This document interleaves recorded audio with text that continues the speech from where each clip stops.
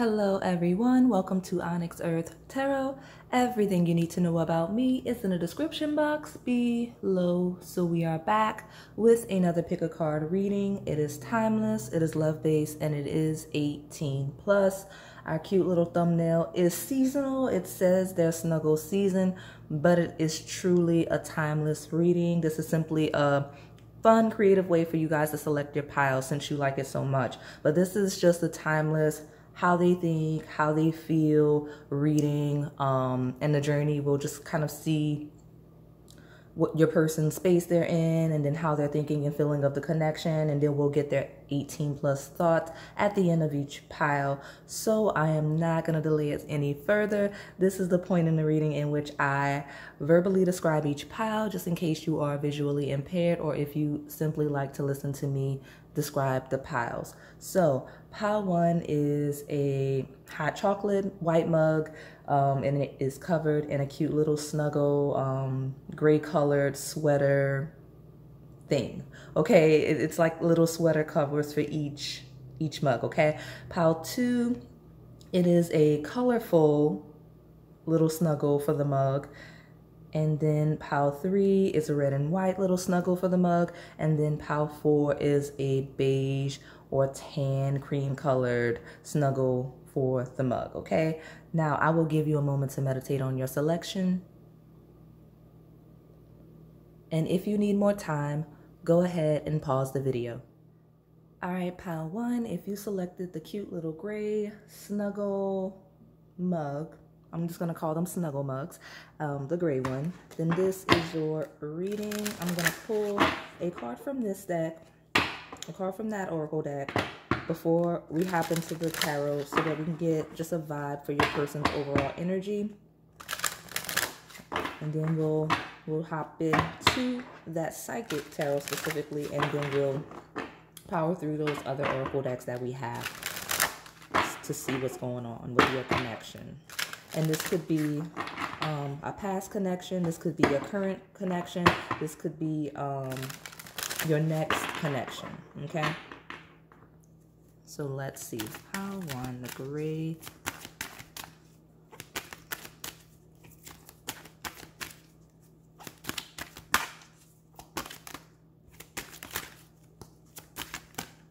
I haven't used this deck in a while, so we will see. I do have the book. I think it's been at least a year since I pulled out this deck. So you have Let Your Light Shine.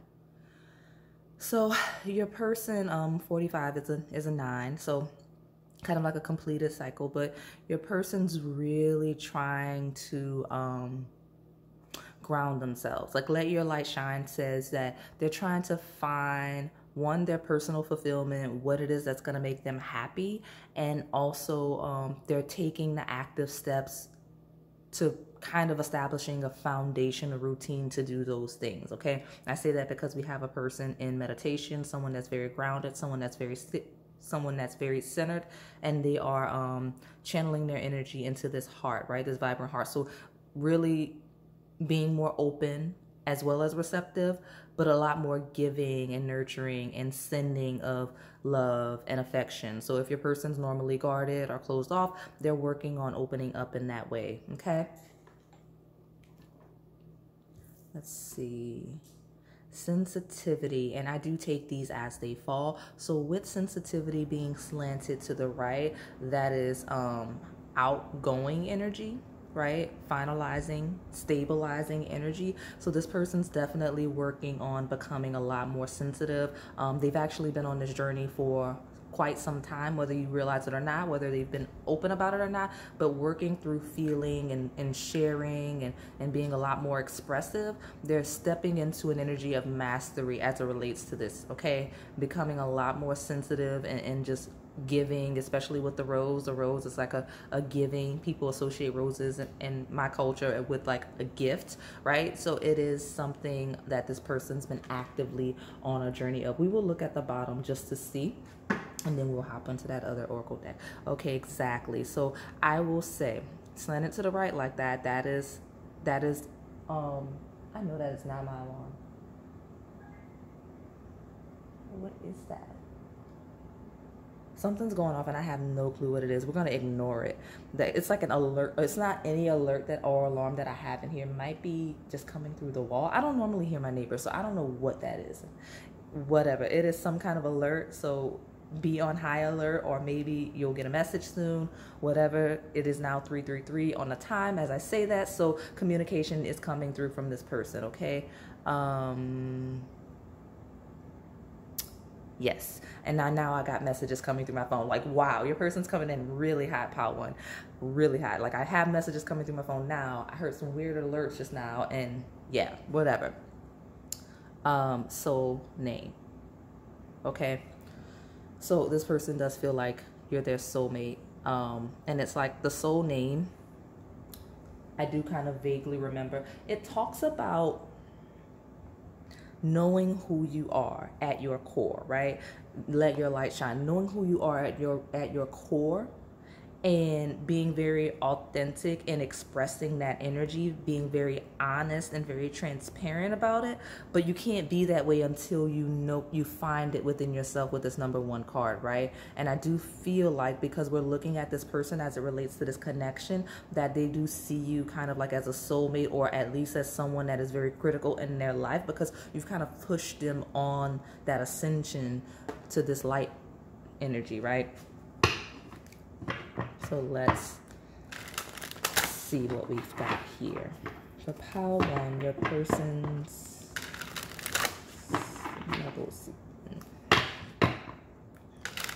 this person, because what I want to do is I want to make it a timeless reading, but I do want to be cognizant of like the current time and the current timeline, and also the thumbnail that I use. During the holidays, whatever holidays we talk about, various cultures, various expressions of holiday seasons in the world, this person becomes naturally very sensitive, very thoughtful, just evaluating. And a lot of people do, most people do, but this person just naturally becomes more sensitive and self-aware and just self-identified in that way. Like they always go on an internal journey during seasons that are what you would consider to be holiday and family oriented, okay? So let's see, pile 1. Let's see, your person's snuggle season. How are they thinking? How are they feeling? Okay. I'll take my bottom from this side. So you have perception, number 35. It says the frequency of perception supports our natural curiosity, moving us beyond our comfort zone to find the edges of what we perceive as real and to take a good, hard, deep look at it. So perception. And third eye. Yeah, your person becomes very aware, or they just slow down and start paying a lot more attention during holiday seasons. So like that is your person's current space, regardless of if you are in a holiday season at the point in which you stumble upon this reading. They're very introspective, right? You have the third eye chakra. The frequency of the third eye chakra, the indigo flower of life, supports our intuition and our inner knowing, our imagination and our psychic power. So this person may be experiencing like a kind of a spiritual awakening. I think I mentioned that a little while ago, like where they are kind of really interpreting the messages, the synchronicities, the intuitive hunches that they have. Like this person may literally be having like visions, if they are psychic in any way, or maybe realizing that they have psychic energy, right? Perception in third eye feels like a lot of mind, mental, head space, right? So they could be really in their head a lot, right? So that's just where they are. What's at the bottom? Throat. I find that interesting. The throat chakra is the frequency of throat chakra. The blue flower of life supports our self-expression and our sense of peace and balance. That goes perfectly with that let your light shine, right? Interpreting how you feel and expressing that clearly, directly, right? And that is what this person's working on. So this person's definitely in a space of interpreting in an appropriate way the energy, their surroundings, their intuition, and expressing that. And I think it's cute because I actually like I have right here, like I'm drinking my water from like a blue cup, just because I like how water looks in blue glass. So that maybe you need to drink more water. Your person's trying to make sure they stay hydrated. Things like that could be cute little details for the reading, just to be aware of. But if you do feel like you haven't been drinking enough water, pile one, definitely do that. Okay, so let me hop right into this psychic tarot deck. Now, I'm going to say, again, lots of thinking, lots of interpreting, lots of figuring things out for your person. Just lots of thoughts surrounding themselves and the current connection, okay? Let's see. How one person's snuggle season. How they feel, what they're thinking. With these cards we have so far, pile one, your person's just making sure that they're coming across in the way that they intend to, and that they're interpreting you the way you intend to be expressing yourself. So just making sure that they're clearly understanding not just you, but the people around them and the way that people are engaging them, and that they just want to make sure that they're clearly picking up on and what everyone actually intends. Like they want to make sure that they're clearly interpreting energy and people's words and whatnot. So lots of overthinking. I'll say that just because being that fixated on it feels like your person is kind of overthinking and overanalyzing a little bit. Okay. How they're thinking. Let's see. Let's get on 3 and then the bottom. Yeah. Your person, again, their natural demeanor is a bit guarded. So they're working through that. They're trying to figure out how to be direct, how to go for what they want, whether it is in life or in love or any area where they need to be a little more active, right? They're trying to figure out how to do that clearly in a way that makes them comfortable, I guess, because we do have some energy of stepping out of your comfort zone here with this perception. So this person's trying to learn to be a little more clearer or direct or just understanding, compassionate, right, sensitive, just in general as it relates to all their connections. But obviously it was triggered by this one. So I'm gonna put this card up here. Let's see. Yeah, you've got the Chariot at the bottom so far.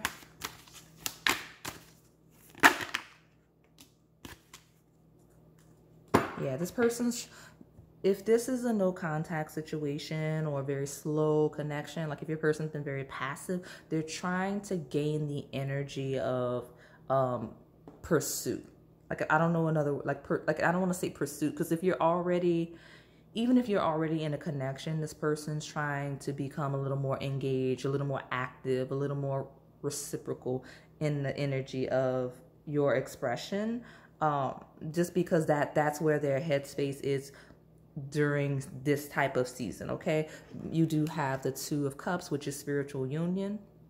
So this person is really working to stabilize their position in the connection, right? With stand your ground to spiritual union, this person's kind of grounded themselves in this connection. So if your question is whether or not this person sees themselves with you long term beyond the current stage of the connection, or whatever the question is about the stability of the connection, this person's very firmly rooted in it.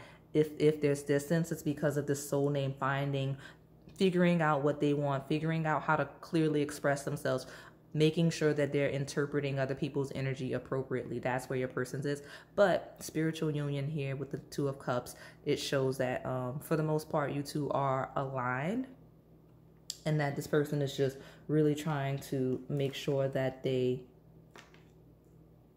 move in the appropriate way, that their actions align with what they want, if that makes sense. Because especially if this person's been very confusing, or has been sending you mixed signals, or if you've been sending them mixed signals, this person's trying to figure out how to be clearer about that, so that there's no confusion. Like, this person wants to be in spiritual union. They want to make sure that it's rooted firmly and not just this foggy energy that feels kind of like Pisces, right? With the third eye, like it feels like Pisces energy coming through, it just stabilizing and grounding it. Your person might actually know that they are needing to ground their energy. That might be specifically what's happening. Yeah, exactly. What did I just say? Grounding. So this is the Four of Wands. It says foundation and achievements. This person's like actively working on themselves and trying to figure out how to move in the connection. Like I said, because you have the spiritual union of the Two of Cups, like that is an emotional, mental bond. But this here is the journey to bringing it onto the physical plane in the 3D, right? Because this is traditionally, you can even see here, it's family stepping into a new home, right? It's like a purchase of a new house, usually a couple going into their new family home after a marriage. That hence the rainbow. It's like a new fresh start, a new foundation of a home. So that is what this person's mental space is as it relates to the connection of figuring out how to be clearer, how to be more stable, how to be more grounded in the connection, so that it can lead to this Four of Wands energy, if it hasn't already. Because if you're in a more evolved connection where you and your person have been together for quite some time, and you may already be living together. If not, this person's mental space is you two eventually living together, or marriage, just the more rooted connection, more firmly rooted and commitment oriented. But if you're already there, this person's thinking long term. They're thinking, what about children? What's the next stage? What is next in the connection? Like, they're thinking of the future and planning and making sure that the future is more rooted and stable for the two of you. Okay, so let's see what's at the bottom. Exactly, new beginnings. So every connection has stages, right? There's an evolution of a stage in each connection, and for your person, they're trying to wrap their head around what is next for the two of you, especially those of you where it is a monumental phase. Like, if you're at a point where the next stage is a big one, whether it would be like children, marriage, things that are like truly life-changing. Early stage connections, like if this is like a crush or like an ex that you're trying to get back together with, this full card, this new beginning of Aquarius, Uranus energy, it is just of connecting, right, with that spiritual union of collective energy and merging together and just figuring out how you two work day to day as a couple, right? That's the energy. So let me hop into these astrology-based oracle decks so we can get more energy for your person.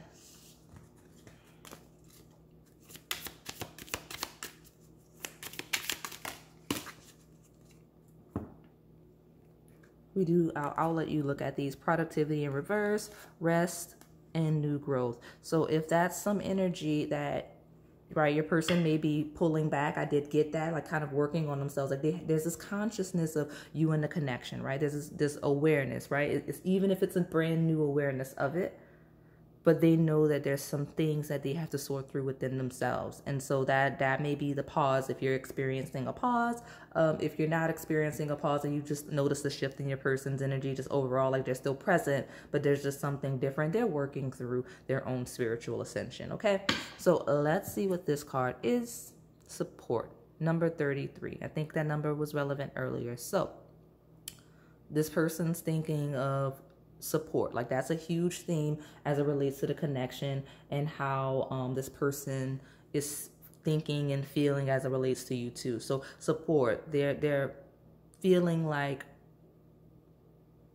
one, your person may need some support right now in whatever area, okay? But also, it just feels like they see you as someone that is very supportive, right? They're feeling very supported by you. They feel like you're very supportive, and if you haven't been, maybe that is a message that they're needing to feel some sort of support. And also, they feel like very supportive of you. They feel like they could support you, and that could happen in balance, especially since we have the number 33 here. We have lots of issues. Maybe there are issues with communication this person is sorting through, but definitely it just feels like something that needs to be communicated, because 3 is a number of communication. Let me see what's at the bottom. We have the blue moon. Number 13, which is renewal. Your person's sees you and this connection as a rare opportunity. As I said, they see you as their soulmate, right? Soul name, like when you speak to them, when they hear from you, it's like, especially when you say their name with that soul name card, it's like you're awakening their soul, right? Like, I know that's like a very dramatic expression of it, but that's kind of how this person feels. It's like something about you calling out to them is like calling them on a deeper level than the average person, hence this blue moon renewal. And I will say, this person being so invested in the connection as they are, they're really working to get themselves together, because they want to be that foundation. They want that union. If you two aren't already in it, and even if you are, whatever the next stage is, they want that so desperately. So they are working to shift to make sure that it can happen in the way that it needs to, okay? Like, this person seems to be trying to get themselves together for whatever the next stage in the connection is. And that's what they're thinking. That's how they're feeling. And during the holiday season, when they're snuggled, that's the energy of like, how can I make sure that Pal One and I are good and stable and communicating with one another clearly and understanding one another clearly, just in our intuitions are in alignment with one another. Like, that's where this person's head is. Okay.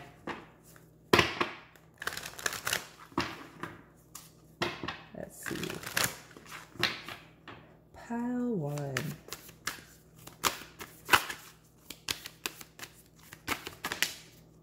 Exactly.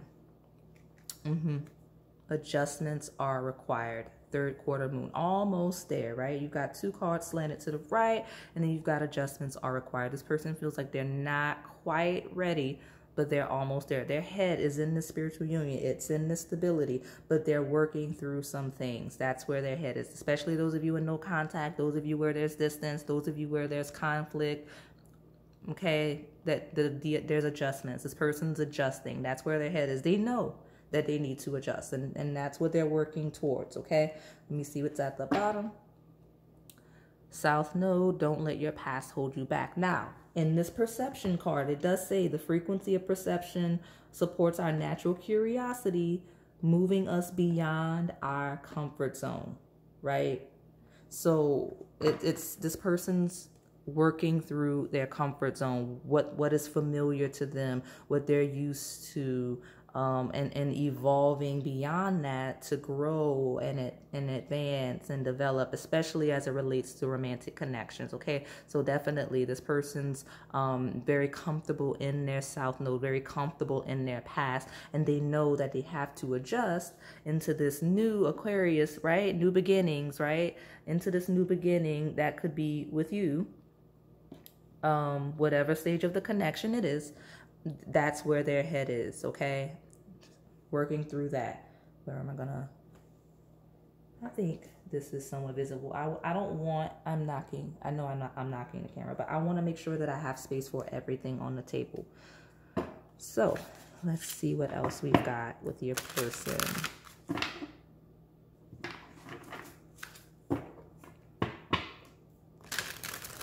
How one. Tell us about your person's snuggle season, how they think, and how they feel. That one was flipping out.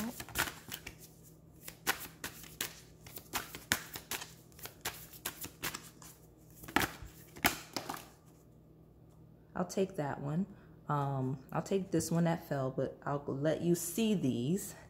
You've got yin, mutable, and Mercury. Exactly. I'm not taking all of them. I don't have the space on the table, but it's all about communication and making sure that they're interpreting energy right, making sure that they're expressing their energy in the way they intend, making sure they're reading yours. You know what I mean? Like it's a lot, and just being receptive. It's a huge theme of being receptive and learning to adjust. This person does not, especially with that Seven of Wands, feel like, and even with the new beginning, they're used to being, I don't know that they're used to having to consider someone else in their future, right? Like even if you've been with this person for quite some time, it feels like a person that you may be their first major relationship, like the first person that they've connected with, that they could actually see themselves going all the way with, like in terms of marriage and children. Like, you know, people always have a vision of what they want and where they're going,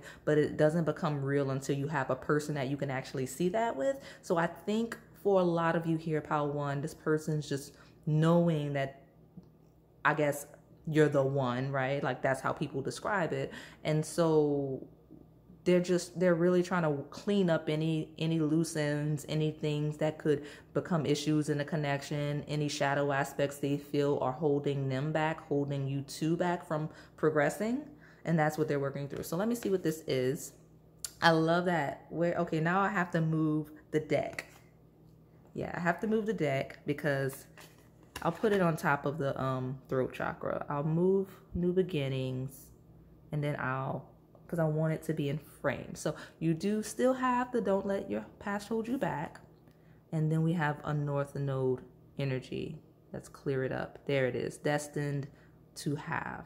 So where you're coming from, where you're comfortable, where you're most familiar in the South Node, your natural gifts, your natural inclinations, all of the things that you're truly gifted in that support you, right? Support you on your ascension towards the other end of the axis, which is your North Node, right? What you're destined to have, who you're destined to be.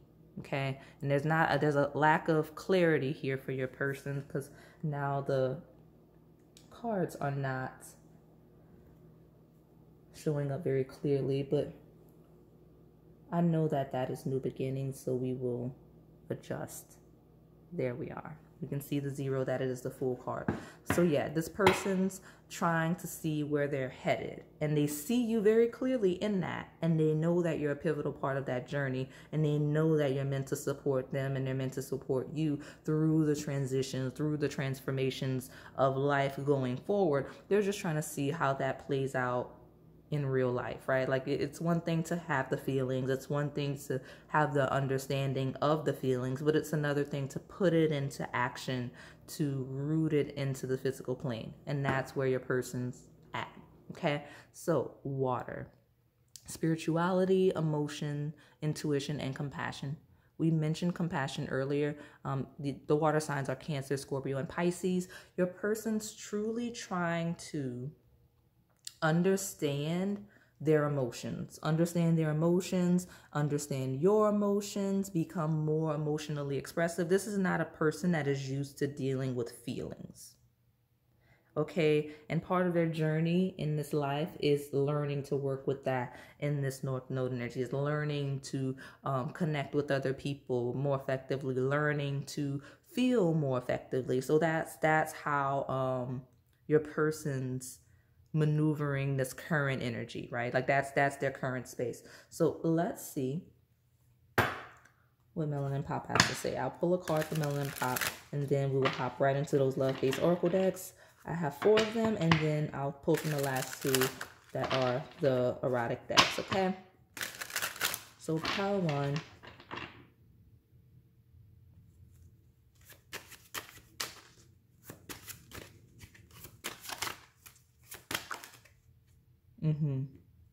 Some of you, your person is concerned about their actual grounded, it's not necessarily just day-to-day energy, like that practical physical energy. It is actually like the foundation, the achievements, like financial issues, right? Especially with support, like the word support and foundation achievements. You have rags to riches. So this person is really coming into a space of, one, feeling very prosperous just in general with rags to riches, right? It says self-made. That's very independent energy, abundant, rich, full circle, changes, and joy. So this person, and it actually is a holiday season. Look at that. It has little signs on it. Okay, yeah, all of the ornaments are signs. So I've never noticed that before, but that is a little holiday tree in the background. So some of you, this could be real-time energy if you're watching it in the time period in which I uploaded. If not, it could still be that kind of holiday season, or this could be past energy, or we could be talking about any other season related to a tree, okay? But rags to riches feels like this person's been very independent, right? They've used that south node energy to really push them where they need to go, and they've been slowly but surely evolving onto their north node. If you know astrology, you'll understand those nodes. If not, you can look it up. That'll be good for you to understand astrology, especially if you're interested in it or have been studying astrology, just the relationship between the south node and the north node and how that involves your evolution throughout your life. So, but yeah, this person's kind of been doing a very good job of heading on to their north node, but something about this connection, maybe it is the union, you two meet in the path of now you're meant to ascend forward together. At least that's how your person is seeing it. They're just trying to figure that out, but they do have trauma or an issues associated with finances for whatever reason. With the rags to riches, it could be, you know, having a less than upbringing. Like if they were lacking in their upbringing, then they have issues with security. If they were well off in their upbringing, they still have issues with security. I just feel like with support and rags to riches, there's an energy with foundations and achievements of either coming from a lacking environment makes you worry that you're never going to have enough, right? And merging with another person can also feel like a liability in that sense. And I also feel like on the other side, coming from a privileged upbringing, it still comes with its trauma, right? There's a lot of things that people associate with being financially stable. So you become privy to predators and people that are invested in you for all of the wrong reasons, for support, like people only wanting to connect with you, romantic and otherwise, for the support, right? Because, you know, the riches, right? So there's some trauma here associated with finances and communication and just connecting with other people overall, whether your person comes from one end of this rags to riches spectrum or the other. Okay. At the bottom, we do have tea, gossip, eavesdropping, and storytelling. So this is a cute little tidbit that your person likes to sip tea, cocoa, coffee, whatever, like during holiday season specifically. Like they're known to like just be sipping, but also this is a informational thing, like something about information. We talked about communication a lot here. We talked about, like, that's a huge major theme, like communication, learning to communicate, learning to interpret, learning to read the intuition. It's happening here. Your person's asking a lot of questions, right? Like with T, your person's asking a lot of questions, whether that is to people that they rely on for support, whether that is people that you rely on for support, your friends or family, anybody that they can get information, guidance from, that they trust to support them. That is what's happening. Like they're talking, right? Throat chakra. They're talking a lot, right? I can't tell you specifically who. You like, it's not coming through who, but part of how your person's feeling, what they're thinking, and just their snuggle season, they're talking a lot about the connection, and they're asking a lot of questions to help support the connection. So like they'll ask other people their business. They may tell your business. It just feels like this person's trying to figure out what to do. But again, it's only with people they feel supported by. just because I don't get that your person has tons of people around them, at least not that they trust, because there is a very guarded energy here. Okay, so let's see.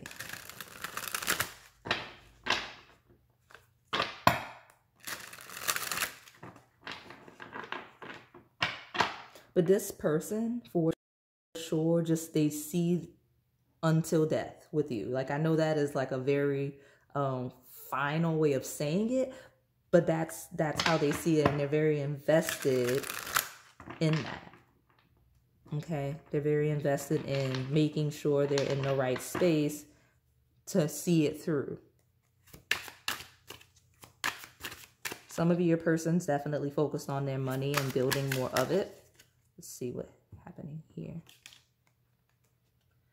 Twin flame, yeah. So some mirroring here, right? We've got the spiritual union card and we have a twin flame energy. So this is definitely a card that says you and your person are mirroring. It says you'll soon meet your twin flame. It may be filled with challenges until you merge and balance your energies exactly, making sure you're both on the same page. So if this is an incoming connection, a connection that of someone that you haven't met, this is your confirmation that you do have someone coming in that is already mirroring you. So the way you'll identify the person, if you've not met them yet, is when they step in, you'll be in very similar spaces. You'll have very similar recent experiences, and you may bond over that.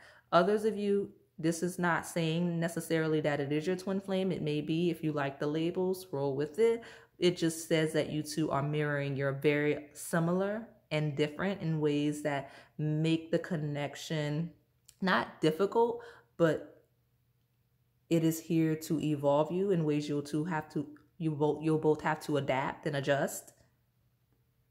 Definitely the case. So and that the connection itself, this person feels, because this is their feelings. This isn't just yours. Like, this is your person's feelings. They feel like you two could conquer the world together, right? Twin flame, rags to riches, North Node adjustments. There's so much work they feel you two could do to change and transform certain situations, spaces, causes, the world. There's so much work they feel you two could do. They feel like you two could really just better the world, literally, by being together.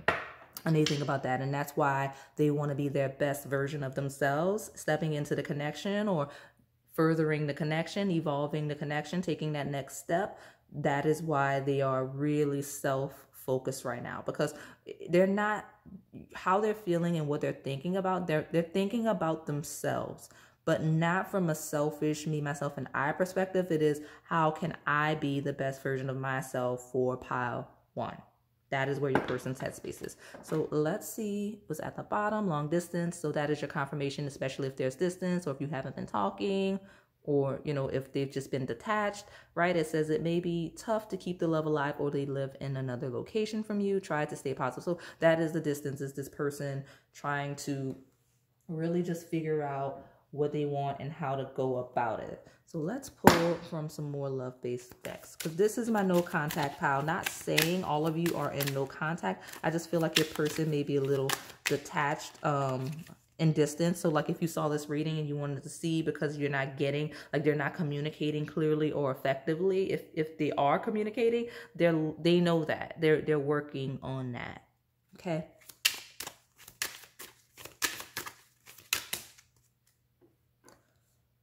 I will take the 2.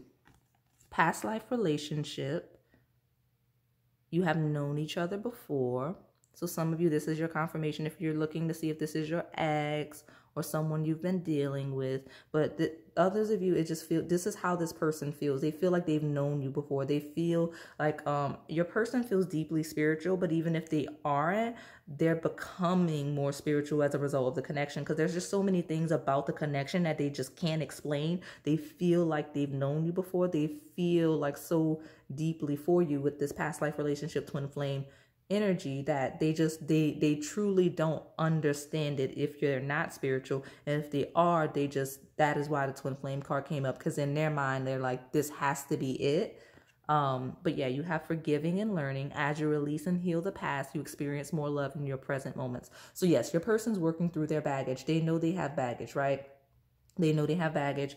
They know that they're guarded. They know they need to work on their communication. They know that they need to work on their intuition and being more compassionate and supportive. All of the things, they know that.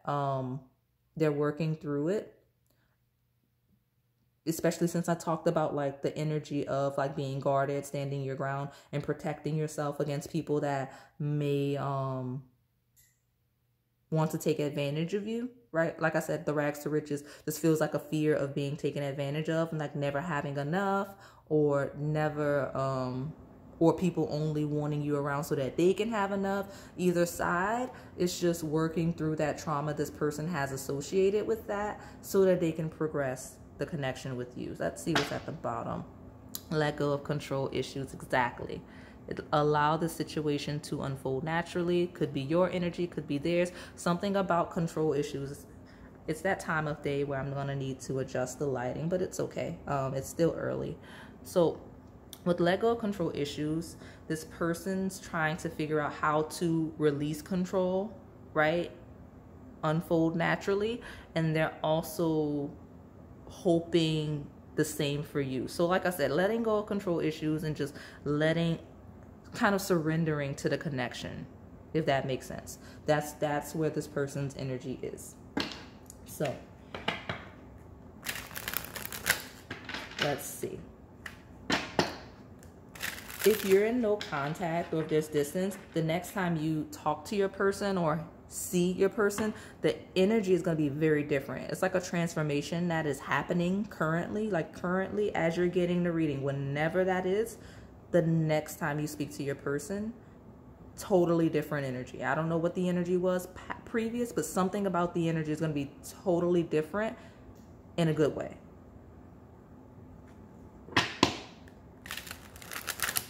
Right? They may even look different. If it's been a while since you've seen them, their energy will be emitting from them physically as well. Like their energy is totally different. Your person might actually be in meditation, some of you. So let's see. It's way too many, but I'm just interested as to why that happened. Why is that like that? Because I have been taking cards that slant. Past life relationship seems to be incoming. So if this is an ex that is incoming, right? And it may be because they're starting to feel like, or wake up to have an awakening or an awareness that they feel like you're their twin flame, like past and existing connection. Something about that, because I didn't even get a card from this deck. It just threw itself out. So it's feeling like, especially if the forgiving and learning is specific to money or finances or upbringing related to money and finances with this past life energy, something about this energy of the money, of the security, of the support, of the trauma, of the upbringing is related to this person and how they're going to come in. Like something about it, like I don't know if you're going to bond over it or if you have bonded over it, but that twin flame card with the mirroring and that shifting like that for absolutely no reason, it just feels like your person's starting to revisit that stuff. Maybe that'll be a conversation you two have, or they're starting to realizing as they're working through that stuff is making them feel like a deeper, like that disconnection is a very deep one, whether you like labels up like soulmate, twin flame, karmic, any of the things. The intensity of the connection is becoming a little more extreme for this person as they dive into their past and their trauma. Okay. There's snuggle season very soon. Be clear about what you want. That's that clarity we talk about, because within a blink of an eye, it will be yours. So, very soon. Vivid dreams. Pay attention to your dreams. As the connection deepens, your dreams become more pronounced and full of answers. So this is actual dreams. You may be dreaming of your person. right? This is your confirmation. If that is so, your person may be dreaming of you for sure. It's not just about the actual dreams. It's about that third eye, throat chakra of interpreting energy, right? And being intuitive and being receptive to what you say, and you being receptive of what they say, like paying attention, right? Full of answers, right? Clarity, all of that clarity, right? Be clear. That's what's coming through. That's what's coming through for the connection, and like how your person's feeling, what they're thinking about, and just in general around this season that is holiday themed, right? So let's see. I'll put this here. And let me pull from the Twin Flames deck. I am on my last love base deck. This is the Twin Flame Soulmate Oracle. And then I'll pull from those two erotic decks so we can get their 18 plus energy. Because your person is very introspective. I didn't get a very sexual energy from your person. Okay?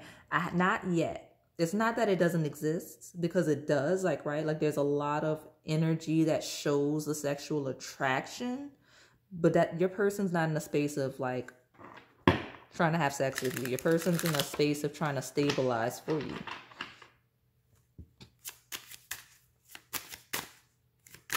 Let's see. 2 cards came out. Exactly. So retreat, right? Pulling back that meditative energy that was coming through. Passion is existing, but that's not what this person's trying to explore right now. They're trying to figure out who they are, what they want, and how it relates to the connection. I'll pull one more from this deck, and then we'll take the bottom.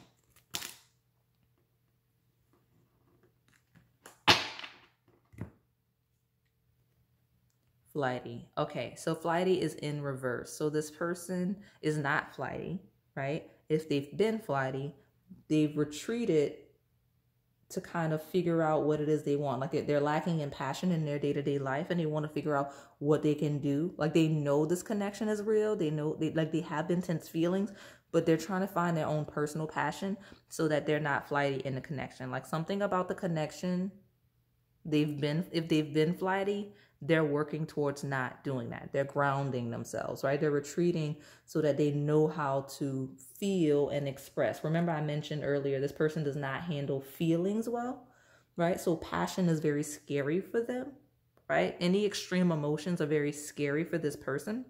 So this person's pulling back to figure out how to appropriately interpret and express these feelings so that they're not flighty, right? Because when they feel passion, they run. Like when they feel love, when they feel like they're getting close to people, they get afraid, okay? It scares them because of their trust issues and issues with security.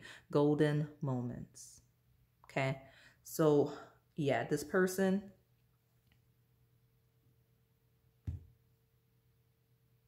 exactly, the future. So like I felt like yeah. So the future, this person sees golden moments, and this card felt like an anniversary kind of energy, like a golden anniversary. Like they can see themselves having a golden anniversary with you, and just the future and whatnot, just working through who they need to become for that. So let's hop right into these erotic decks so that we can see their 18 plus feelings. So when this person, during this person pile 1, this person's snuggle season, right?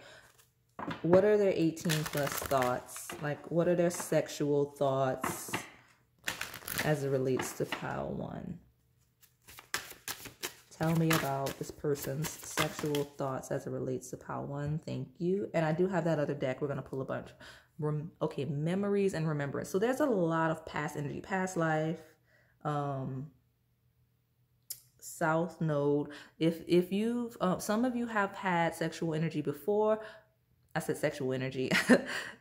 The way that I said that though, sexual tension then. Sexual energy, like if there's been an exchange of sexual energy, like a lot of sexual tension, this person thinks about those moments a lot. They fantasize about those moments a lot, especially with vivid dreams. Like it's heavy for them, right? And if you two have had sex before, or if you are talking about someone you've previously been in a commitment with before, this person thinks about you a lot and sex with you a lot. Like those actual experiences, those actual encounters, they think about that. They remember, right? They remember. And so that is part of, like, I don't know if the memories of sex is scary for them because of the passion and how intensely they feel, because again, they don't do feelings very well. This is kind of a no strings attached kind of person, a very detached individual naturally. So this flighty, retreating energy, to reflect, right, on the memories, remembrance. So let's see what's at the bottom. Joy and jubilation. So 12. So yeah, they feel good, right? So if your person's in no contact with you, like a lot of you are, this person is really still thinking about all of the good times. They think about all of the fun, especially as it relates to sex you two have had, right? So they're pulling back to be a better version of themselves just in their own lives, and so that they can benefit the connection, because it's not just about the connection. They want to be a better version of themselves just overall, stepping into their node, right? But in them being away from you or pulling their energy back, or distance or disagreements with forgiving and learning, they're reflecting on all the good times and the things that make them happy. And they're also thinking ahead to the golden moments in the future that you two could have. And golden moments is also those memories. I will say, regardless of what has happened, your person sees you in a very positive light, Power One. Like if they're not around you, golden moments and memories, right? Like they're thinking about it a lot. And honestly, because of you got twin flame under here, past life relationship coming in up underneath very soon, after this person forgives and learns and steps onto their north node, becomes a little more prosperous from rags to riches. This person's coming in very soon, right? Very positive energy as they do, right? Especially as it relates to just this connection, as it relates to the future of it, as it relates to sex, right? Because this person's going to definitely remember all of the good times you two have had. And if this is a connection very early stage where there has not been any intimate energy, this person is still remembering the good, fun, positive times you had, and they're looking forward to that in the future. Okay, they're looking forward to enjoying you in the future. Okay, so let me pull, I'll probably pull 6 from this deck and see if we can close this out. We can get more energy. This person, depending on the stage of the connection I just got, regardless of where you fall, very soon, joy and jubilation, this person may actually make a sexual advance towards you soon. Since that's the point in which we're at, they're going to make some sort of advancement towards you soon. But the fact that joy and jubilation after memories came through lets me know that they're definitely missing you on a sexual way. Sorry, I'm trying to not mess up the cards that are existing on the table. It's a missing you energy coming through.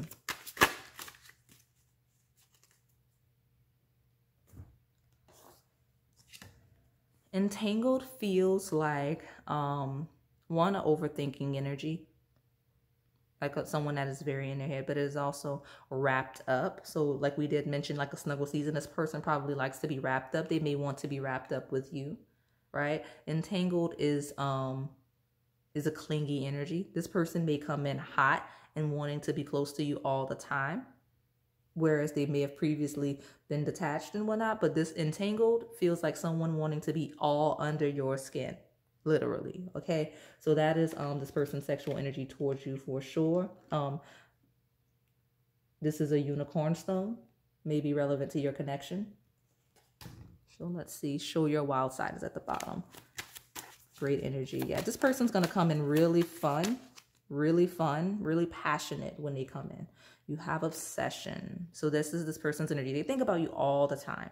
Whether around or not, they think about you all the time. But this is also from a sexual perspective, someone that will worship you sexually, like someone that will obsess over your body, obsess over what you like be very attentive to how you respond to them, right? Entangled all up in your skin, okay? This is someone that will not get from under you, okay? Especially sexually. So just know, like this person, when they come in, they're coming in all in, like hot, making sure you know, okay? This is also a play on oral, so definitely a lot, like lots of kisses and whatnot with their mouth, okay? But please tease me feels like fun, like a game, right? Like they may come in very playful, very flirty. If this is, again, regardless of the stage, like if you're a mature couple and you've taken a break, when this person comes in, it's going to be like a refreshing of an energy with the renewal and the new beginnings. This person's just going to go with the flow with the let go of control issues. It's going to be very, very passionate, very fun, very engaged, like all in making sure you know that you have all of their attention, all of their time, all of their affection, again, and just fun, okay? It's like fifth house energy. Let me get my last three. But very, very attentive lover, okay? Very much so. Okay, this came out in reverse, domination. Now I will account for the fact that it's in reverse. This person is gonna, if this person has a history of being very controlling, they're gonna loosen the reins on that as it relates to the connection, but they still will come in very dominant sexually, okay? Just wanted you to know that distinction. Like this person's still going to be very aggressive, dominant sexually, or very engaged sexually. They're just not going to be as dominating or dominant in the connection. They'll be a little more receptive, more receiving, more feeling, right? Less controlling and detached. Playing hard to get. This person, they love their foreplay, right? Their foreplay. They do, when I say they want to be a little bit more dominating sexually, or if that's just their nature, they may be a dominant, but the control issues as it relates to just day-to-day and the connection, they want to chase. Okay, so after the space, this is what they want. They want you to be a little more, detached, right? Or they're expecting you to be. With please tease me, it's a turn on. You do have playing hard to get. So this person kind of likes the chase. They want you to make it difficult for them. They do not want it to be easy.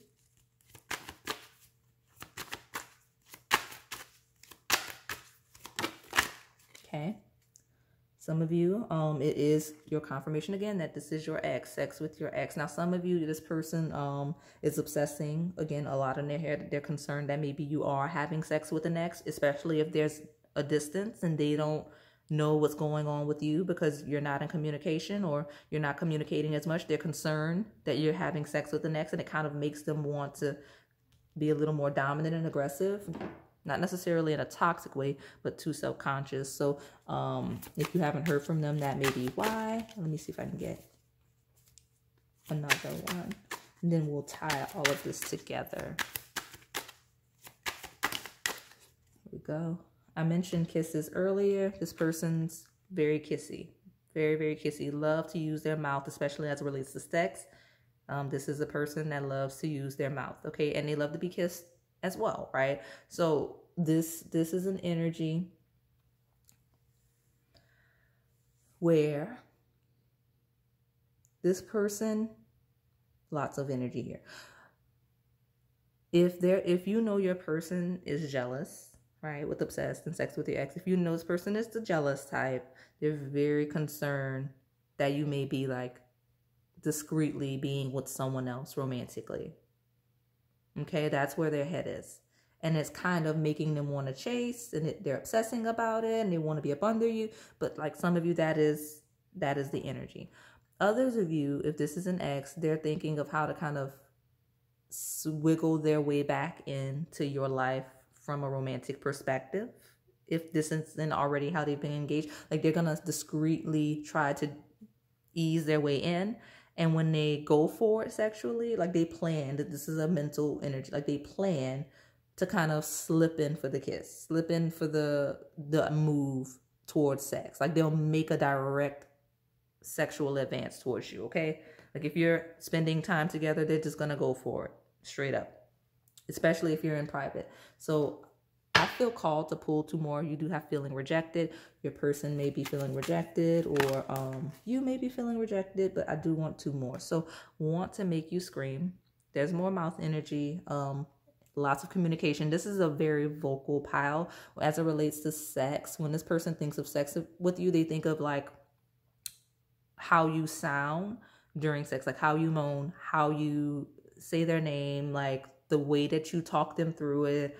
And they are the same as well. This is a mirroring energy. We do have that twin flame card. So let me, okay, what is this?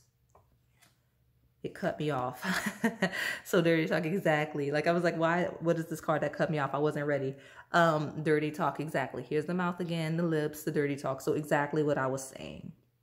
Very vocal, pout. Like this person may catch you off guard with some of the things that they say during sex or when they're in the mood for sex.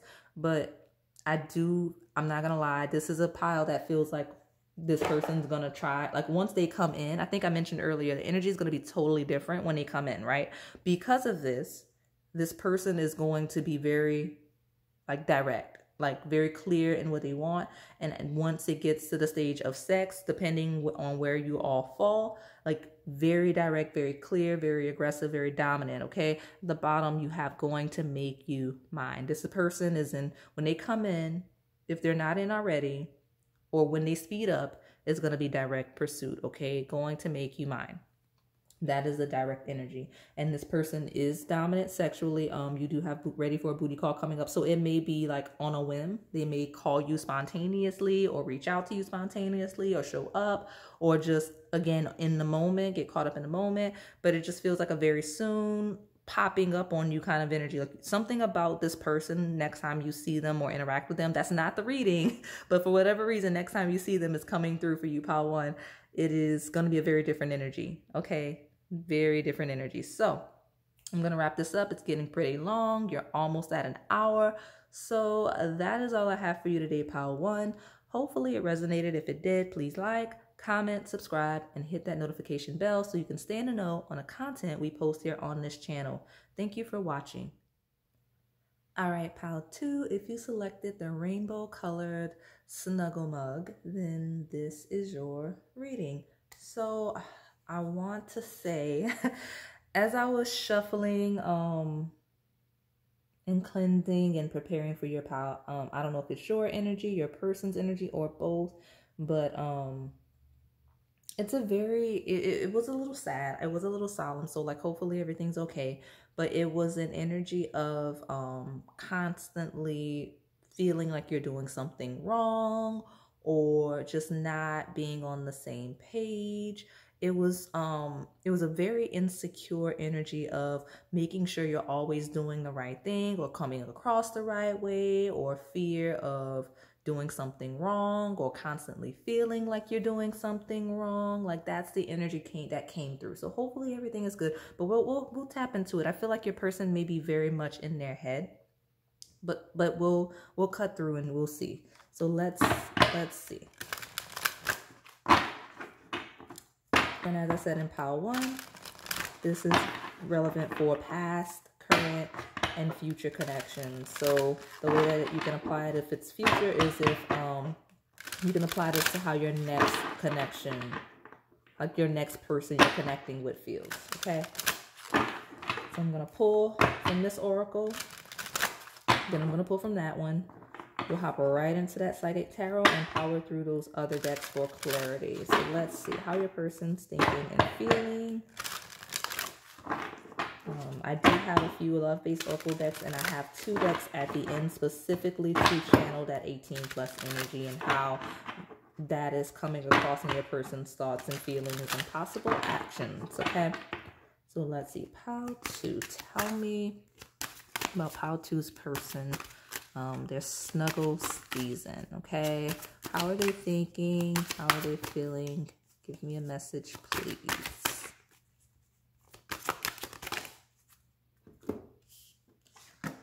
Okay, so you may have wanted to pick pile 1, and I was already getting that.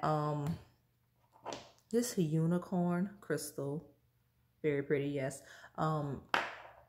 I moved it. It was completely in the way, but I felt like I was called to it in pile 1, but when I was trying to get prepared for pile 2, it was just in the way, so I moved it.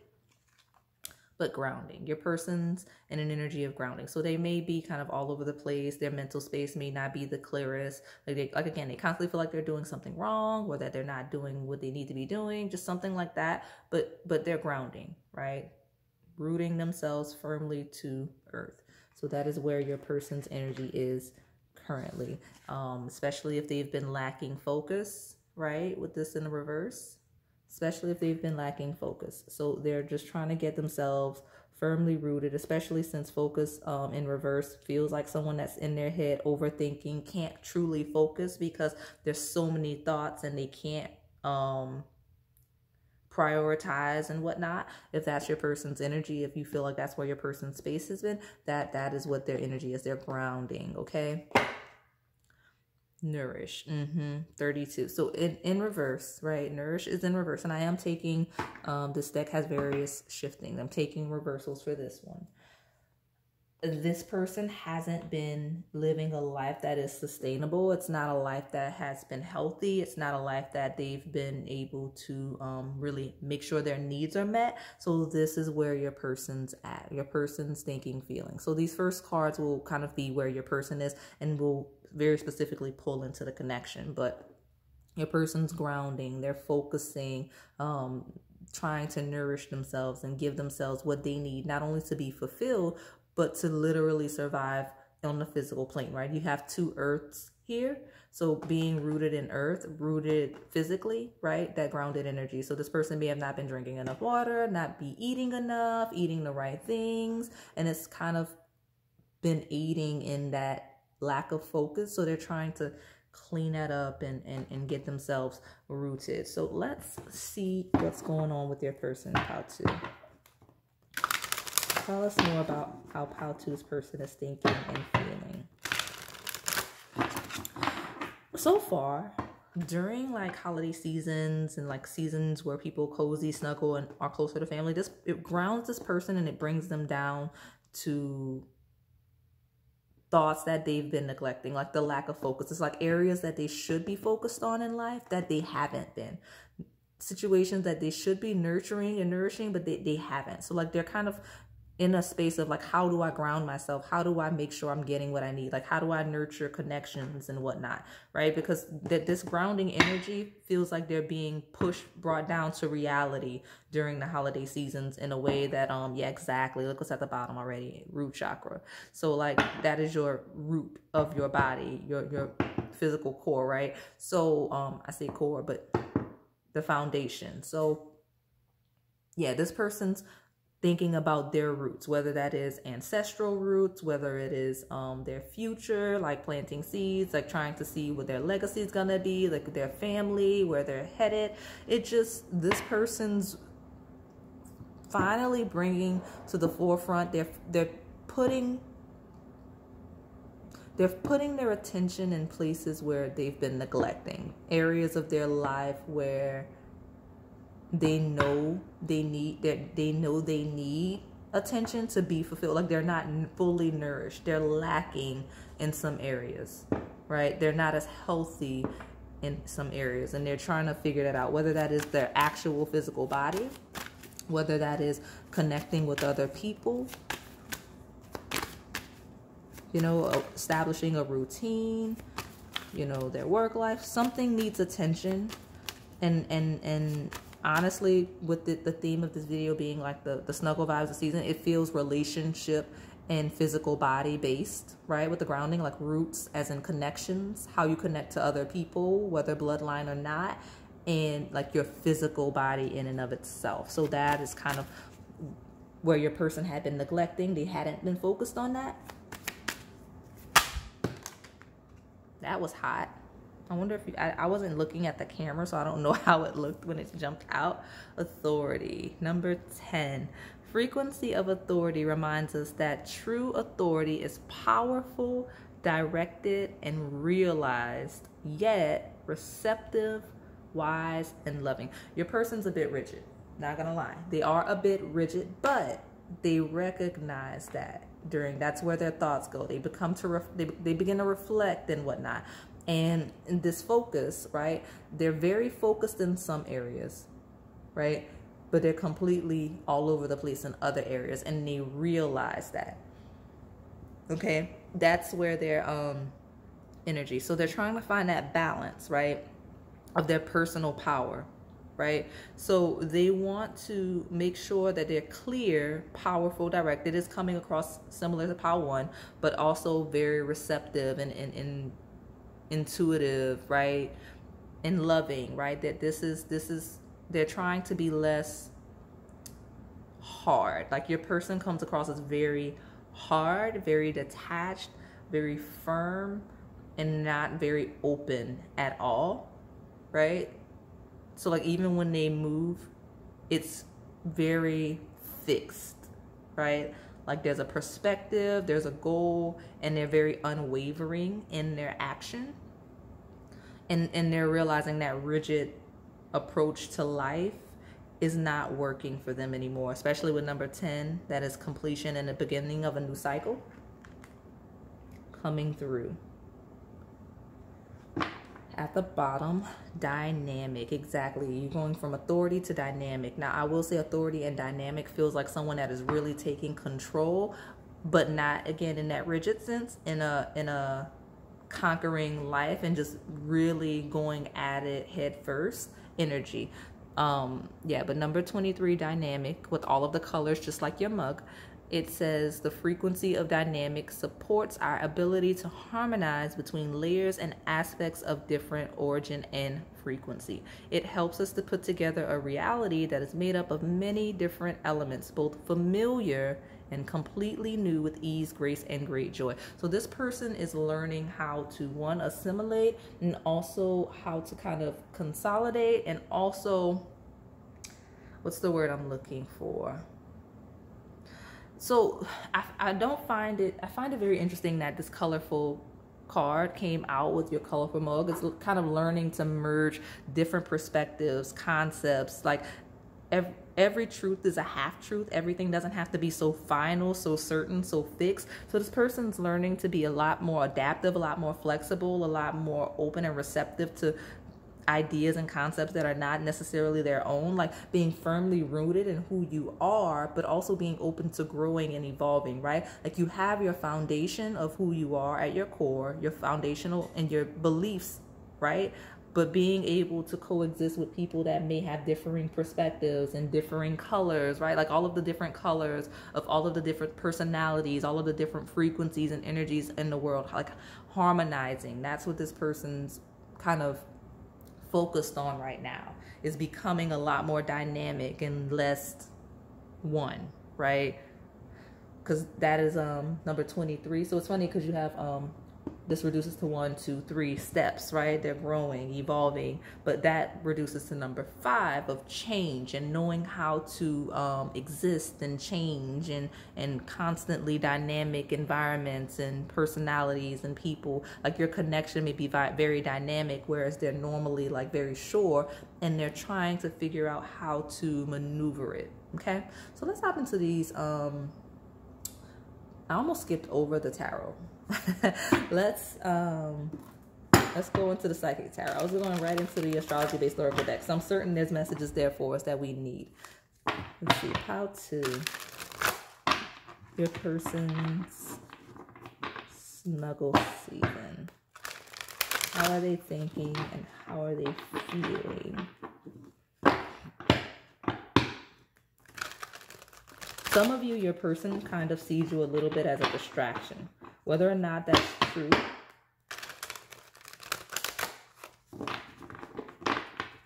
trying to figure out how to work you into the things that they should be doing.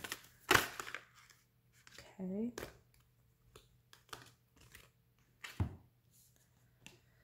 Exactly.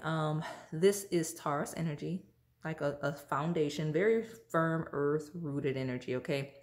So this is the Hierophant, wisdom, kind of understanding. It is the physical manifestation of like spirituality. It is what I consider to be like the spiritual home on earth. So it is the place where you go to worship. It's basically organizational structures, right? The knowledge, the textbook knowledge of the spirituality. So this person may be reading spiritual books. They may be reading self improvement books. Like they're reading something that improves their perspective, that is helping them to evolve. That is kind of what they're doing. So this person's likely to be cuddled up with a book of some form, or something that is knowledge based, something they're learning or working on. But also, again, with this being that second house energy of your things that you own, like your assets and everything, like this person's really building something. Like some of you, this person's building a business, or very prominent in some form of a business. Like they're working, and that is kind of where their focus is, or where they're trying to stabilize in some sense. So yeah, I'll put this here because I want 3 from this deck, and we'll take the bottom. Some of you, they're gaining the wisdom, learning how to maneuver the connection. Like they're literally studying you and themselves so that they can maneuver the connection in a more effective way. Okay. Yeah, so 5 of Wands. It's that dynamic energy. So 2 5s, and dynamic is kind of that, it does say obstacles and challenges, but the 5 of Wands is just chaos in a very neutral sense. I don't consider it to be a bad card, like people associate good and bad. Every card has its frequency, right? So 5 of Wands is not a negative energy. It is chaos. It is shifting changes. Sometimes you have to pass through that dynamic energy to find some form of a stability. And so this obstacle, this challenge that your person may or may not be going through, it is something that is for their evolution, to make them a little more adaptive, to make them kind of more grounded and rooted in who they are, so that they can kind of survive in that type of chaos. Now, this is what I consider to be one of the most transformative cards in a deck, especially from the major arcana perspective. So in this being that dynamic energy, it feels very earth-based. It's not a spiritual transformation. There's a very physical transformation. You actually this is your 3rd 5 card here, 2nd in a row here. So learning how to create a routine and establish a foundation and connect with other people while doing that. Okay, that is where your person's energy is. That's how they're feeling. That's how they're thinking. If they're overwhelmed, they're trying to figure out how to stabilize whatever situation they're in. It's specifically this connection as well. But yeah, I'm curious to see what this last card's going to be before I take the bottom, because 2 5s in a row, actually 3 5s in a row, and I want to see what the foundation is. I did just see the Devil card. So tell me about how this person is thinking and feeling. And this part is really what we're getting is going to help you identify your person. So let me see. And then we'll get right into how they're thinking and feeling about you specifically. Okay.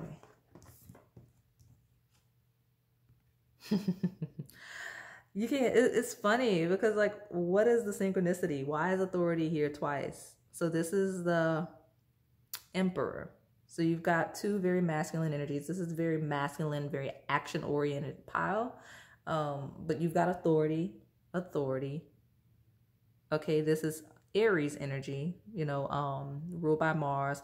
It is war, it is conquering, it is structure. It is exactly what I was expecting to come out, but I didn't realize this actual card was going to come out because I forgot it was called authority in this deck, but I was expecting something stable like a 4 or an 8 to follow these 5s, because that is the space that your person is in with this grounding. So yeah, they're definitely, and actually you have 5 here too, right? So lots of 5s. Your person's in a very clearly transformational period, but they're trying to ground, and they are grounding. That is the goal right now. That is the priority. That is what they're thinking and feeling, is how to ground. Okay, for sure. What's at the bottom?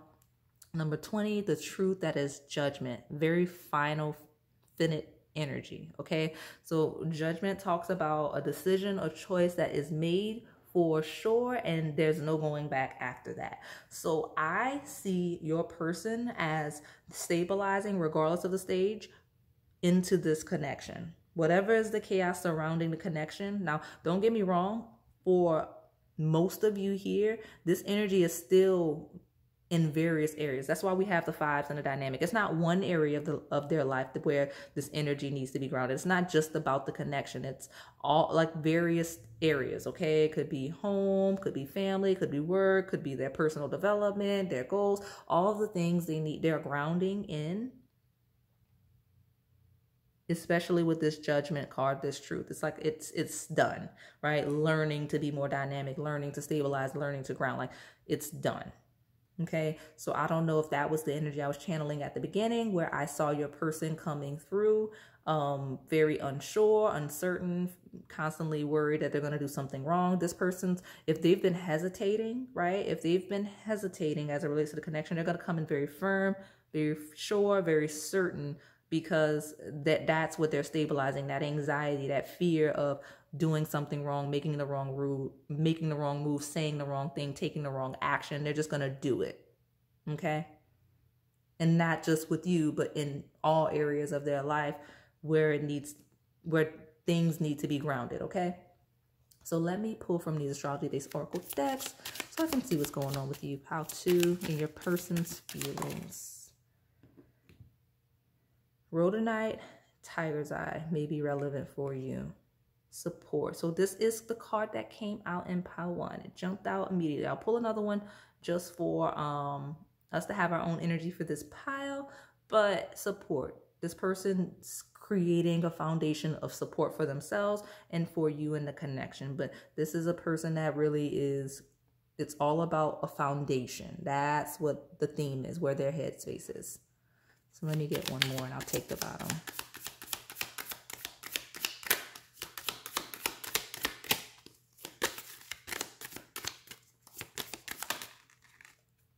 That's 2, I'll take them. Devotion and strength. Okay, so I was debating on whether or not I was taking devotion in reverse. I am. That is because strength. So this person has not been very devoted to much, right? Whether in their day-to-day life, not people, not hobbies. Like this person's been lacking in that. So now again, they're creating a foundation of what is it that they desire in life, what is it that they want. And so like I said, I feel like this connection may be part of what triggered it. Cold moon, right? Number 10, another 10 card. Hibernation. This person's kind of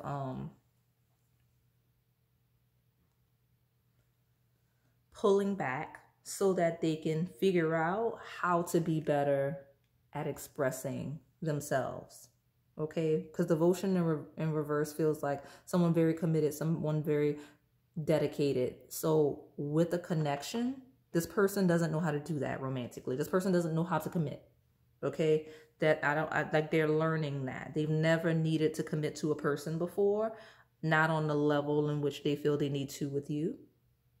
And so that's where their headspace is. So when they're thinking, they're like, man, I need to learn how to be a person that is stable, that is right with all of the transitions here, that is very routine based, so that I can kind of pursue, further, evolve my thing with how to. But hibernation here feels like your person may be a little cold nature with nourish in reverse.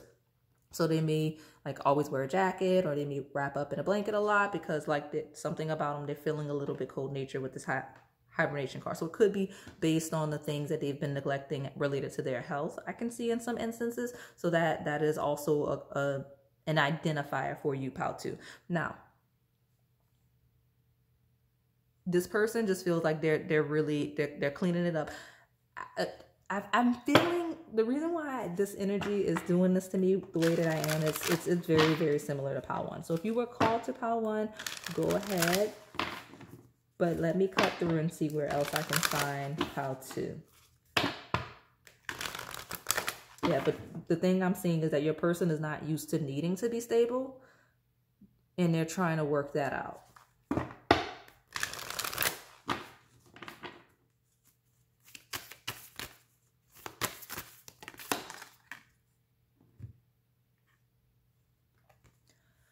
So we have a full moon in Cancer. A personal issue reaches resolution in reverse. And that confirms exactly what I have been saying. This person doesn't really know how to do commitment. They don't know how to do grounded energy. At least from a commitment perspective, because again, a personal issue reaches resolution in reverse. That is fourth house energy of home, of family, of ancestry, of roots, of culture in reverse. So like your feelings in reverse. They don't know how to feel appropriately. They don't know. I don't want to say they don't know. I keep using the word they don't know. They have not known how to do that in the past. So they're learning to be more open, more expressive, more passionate, more devoted, more dynamic, right? More nourishing, right? In their connections. It's time to release negativity. Full moon in Scorpio.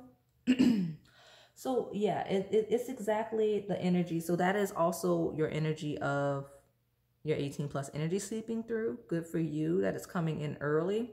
I was already kind of getting that with the hibernation, but that is Scorpio, house 8 of rebirth, of death, of transitions, of sex. If there's been a recent transition, or if someone passed, then this person kind of is grieving through that with the Cancer in reverse energy. Like a personal issue reaches resolution, feels like an issue that is not resolved, that can't be resolved with this judgment final, like it's like judgment day. So if this person recently had a loss or something like that, or is working through something like that, then that is something they're healing from and focusing on throughout this season. Okay, and so you do have Taurus Scorpio axis here, right? In the Hierophant and Scorpio. So that is inheritance. It is what you own versus what other people own. So think about the ways that your second and eighth house is affected by this connection. If you've looked at your synastry with this person, that is a huge theme of ownership of your stuff versus their stuff. So again, merging with another person, knowing how to coexist in a connection, knowing how to commit. Those are the themes that kind of also are ruled by that second eighth house dynamic. So that is what your person's working through. So let me pull from this last astrology based oracle deck and we'll get more. Now, while I shuffle, this person's thoughts and feelings, like their snuggle season, when they're thinking of you, all of this grounded energy, all of this dynamic energy, it is sexual tension, right? All of these fives, it's like a chaotic energy. It is horniness, and it is how do I ground it? How do I release? That's where this person's head is at. Like they're trying to figure out, like, depending on the stage of the connection, is it appropriate to have sex with you? Is it not? Or if it's, is sex the answer to them not getting themselves together? Like, should they restrain hibernation so that they can kind of ground? Like this person's wondering if they should abstain in some instances. Like all of you, your people are all over the place, but sex is very heavy on their mind with these eighth house themes. Others of you, your person just feels like they kind of feel like a little bit like a homebody, and they want to kind of go within with you and just kind of stay in the house. Okay, so let's see.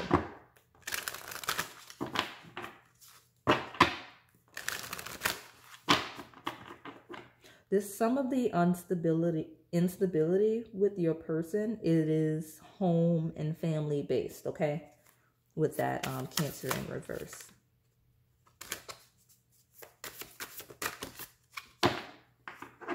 Okay, and you've got Gemini, curiosity, intellect, and networking in reverse. So that is third house energy of communication. So if you're in no contact, you're not seeing this person, it makes sense. But this person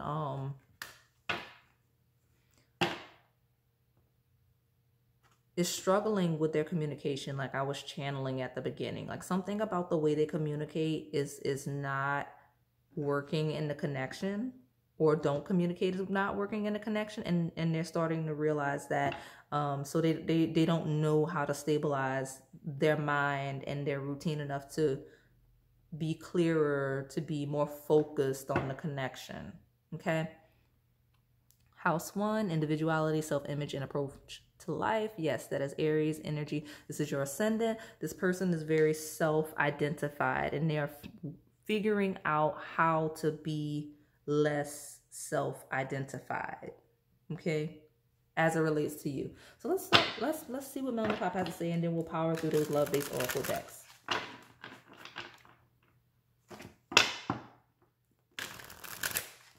These two cards feel like issues with intimacy. So not just issues with commitment, but also issues with intimacy.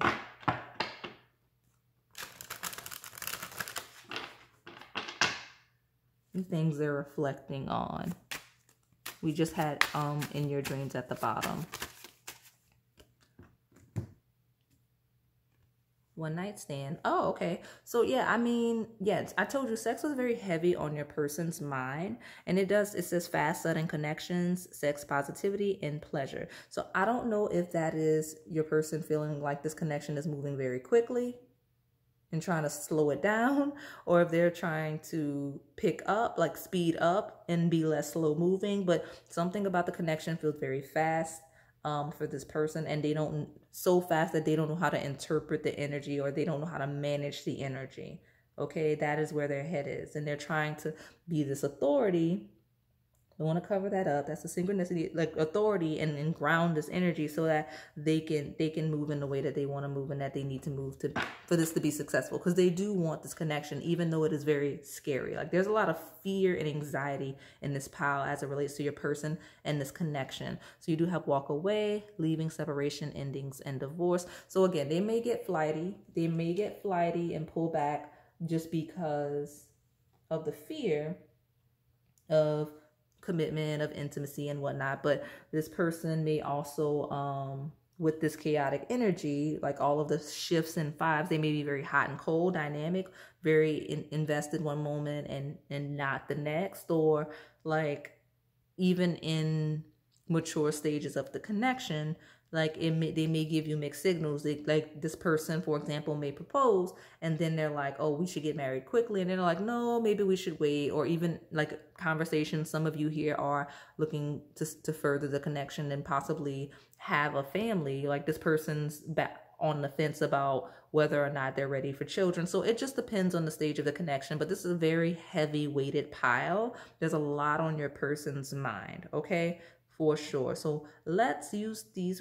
I'm going to step into these love-based oracle decks right now so that I can get directly as it relates to the intimacy, because your person's got a lot in their life. So this should make you, I don't say make you feel better, but if you feel like you're not getting enough attention, or if you're not sure what's going on with your person, maybe step out of yourself a little bit, because your person's got a lot. Like they've got a lot that they're dealing with as a person. And so I'm not saying that the connection is taking a back seat. I'm just saying that you may be also misinterpreting this person's energy or what they mean, because they may be in another space as they're engaging you or as they're not engaging you, okay? But this person definitely is thinking about you on an intimate level, right? Sexually, in a way that as they work through this stuff, like even as they have all of this stuff, the chaos that they're trying to ground, stabilize, and create a routine for, whether it is professional with authority, whether it is family-based, or a combination of all of the things, they're still thinking of how to be with you intimately, right? With one night stand. Or if they've been with you intimately, they're thinking about a one specific instance in their mind, okay? So let's see what we've got. Tell me about how to each person, what they're thinking and what they're feeling about how to.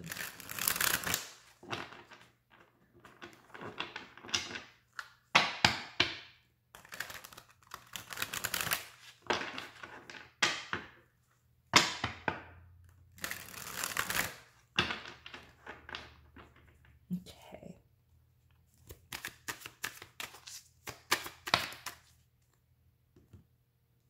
Okay, well, that is the placement. We'll see what this is and why it's like that. Intellectual affair. There will be a strong intellectual bond, a love influenced by logic. Over analyzing could be an issue. I told you this person was in their head, just all in their head. And where is it?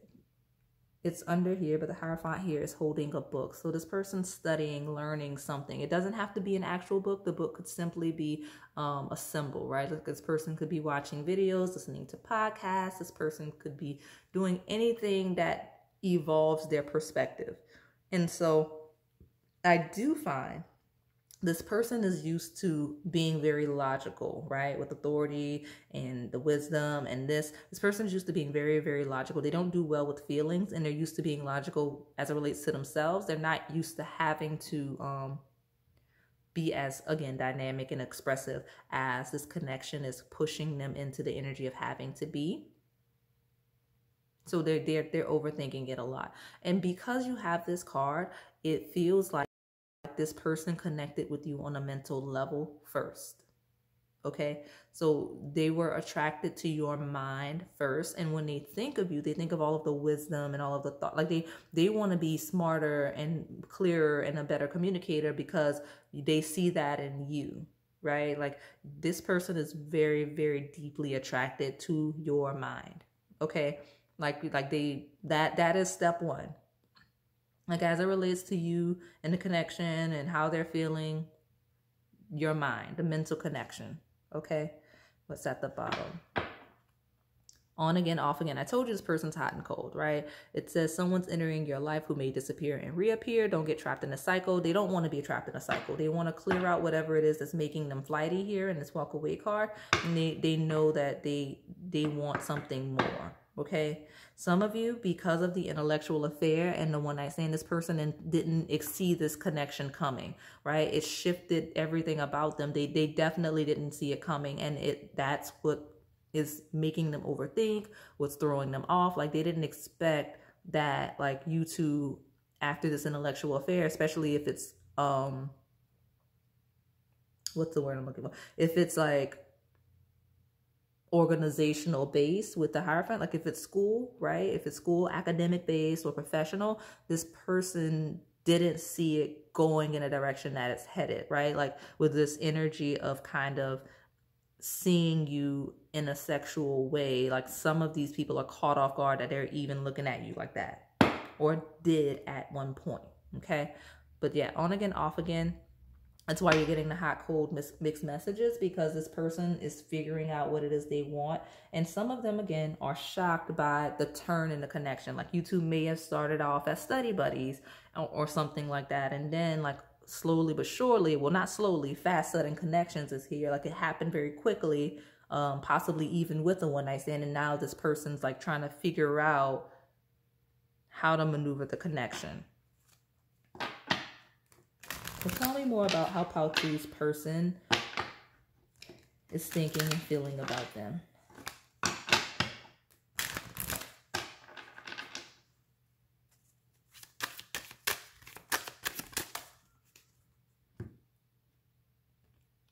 Release your ex. The time has come to clear your energy.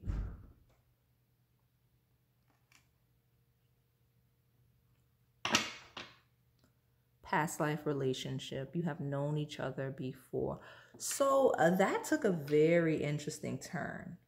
Some of you here are asking about an ex that you may have rekindled with. Now, this is a very specific message. Some of you, your person, they tested it. Again, just take it as it resonates.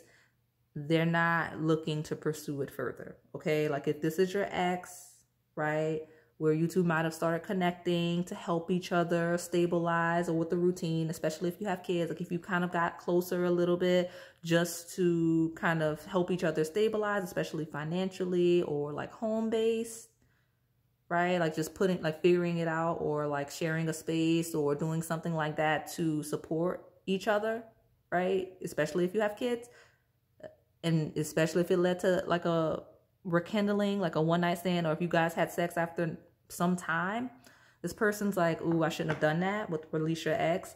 And now, like they're looking to kind of put the connection behind them, and they feel like they need to stabilize and regain control because they kind of misled you. That's why you have those mixed messages, because they were looking to walk away. Now, specific message for those of you that are dealing with an ex. Okay, now I'm gonna pull another one from this deck, but somebody out there needed that message.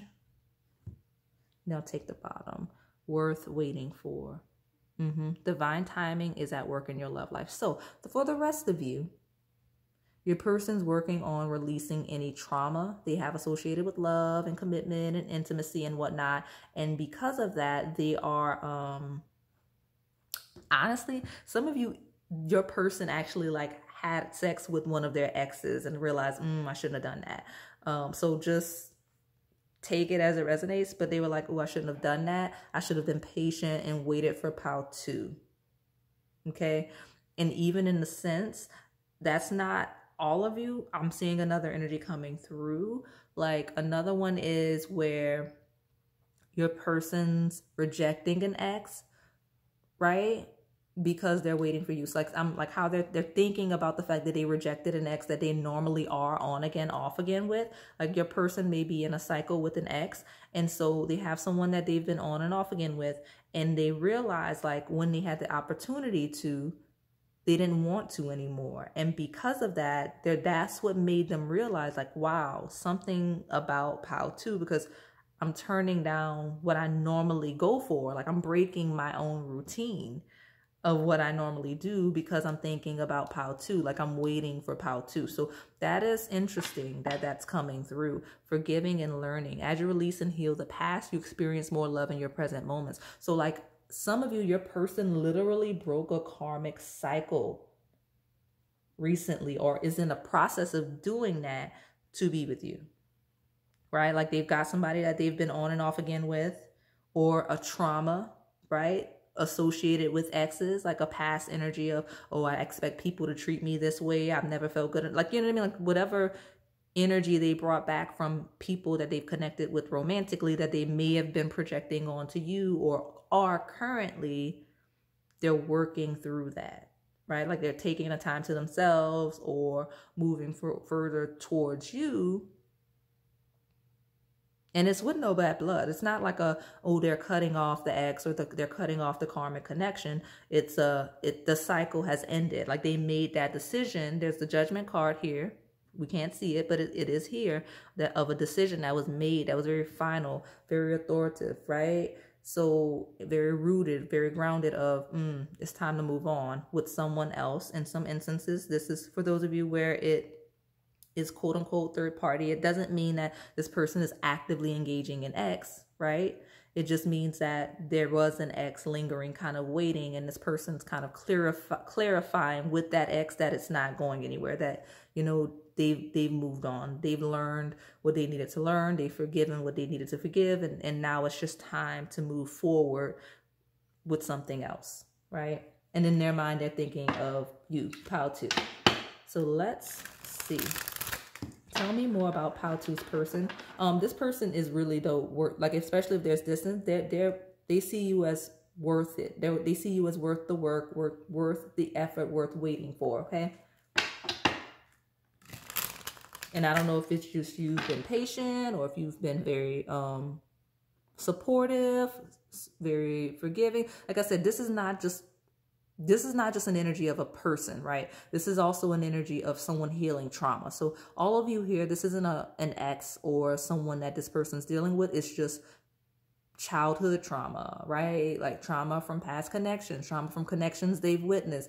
They're working through that, and they see you being patient through that. And it's making them value you more in your connection. It's making them feel like the connection is more stable as a result. Because if you're willing to work with them and support them, then it's a strong connection, right? Right? Devotion in reverse. They're not used to someone that's as invested in them, like truly as a person, versus what they want and expect of them, right? They're used to people having expectations and not allowing them to be who they are naturally. Something about you, Pao-Tu, and your connection, they feel like you're just allowing them to be who they are and work through their emotions and work through their healing without trying to manipulate it. Reconciliation, be open to someone returning and wanting to work things out. Let's see. Yeah. So some of you, they're releasing that past trauma to reconcile. Some of you, this person, if this is an ex that is going to reconcile with you, clear energy, fresh perspective, very new energy, not a like completely wiping the slate clean, right? And that's, remember, there was that subset of you where this person's just ready to move forward. But some of you are here with an ex where you will reconcile, but it's not going to be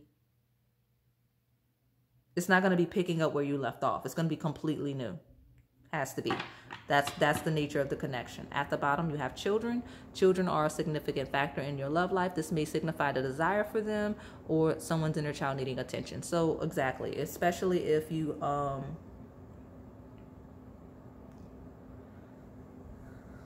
the scenarios for the exes where we are talking about the children, right? Your person wants children or doesn't want children or wants to do what's best for the children.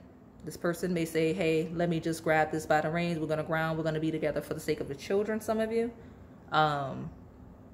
Others of you, you're going to reconcile and there's going to be a solid foundation of the children, of whether or not you want children. Some of you, it's going to be like just a fresh start, as in children rules beginnings, right? Like they rule fresh starts and beginnings. Or you two may approach the connection with like a childlike wonder, with fun. We'll take one more and then I'll take the bottom. Ecstasy. Here's your sexual energy coming through. You've got one night stand. You've got of this grounding of all of that energy. Like that's a release. All of that fives and the authoritative energy. Someone really like stabilizing in the release. But ecstasy says your partner elevates your mind, body, and soul. The feeling of pleasure is electrifying. Exactly. So when this person comes in or comes back in, or next time you see them, you're going to have sex. Whether it's on a whim with the one night stand and you didn't even realize you were going to be having sex with this person in the most random scenario, or if it's because they're coming in after clearing up their baggage, after their healing, right? Conciliation leading into ecstasy. Okay, this person's thinking about how when they see you, they want to have sex, how they want to position themselves to have sex with you. Okay. Regardless of the stage of your connection. Like I said, this is mature connections. I just saw 4-4-4-4, right? Rooted, grounded. So it's some of you, it's literally like if you're watching this during the daytime, like when they get off work, when they come home, you know, like that's the energy. But you do have inner fears. As you face your inner fears, you recognize what is holding you back from attracting a healthy and loving relationship with others and yourself. That's your person's space. Exactly how they're thinking right now. Okay, facing who they are and facing what it is that who it is they want to be and what it is they want, especially as it relates to you in this connection. But for sure, all of you, your person just broke a key cycle or is in process of breaking a key cycle that is holding them back from you and your connection, or that is creating dysfunction in an existing connection. Okay, especially those of you where it's like an ex or trauma from an ex.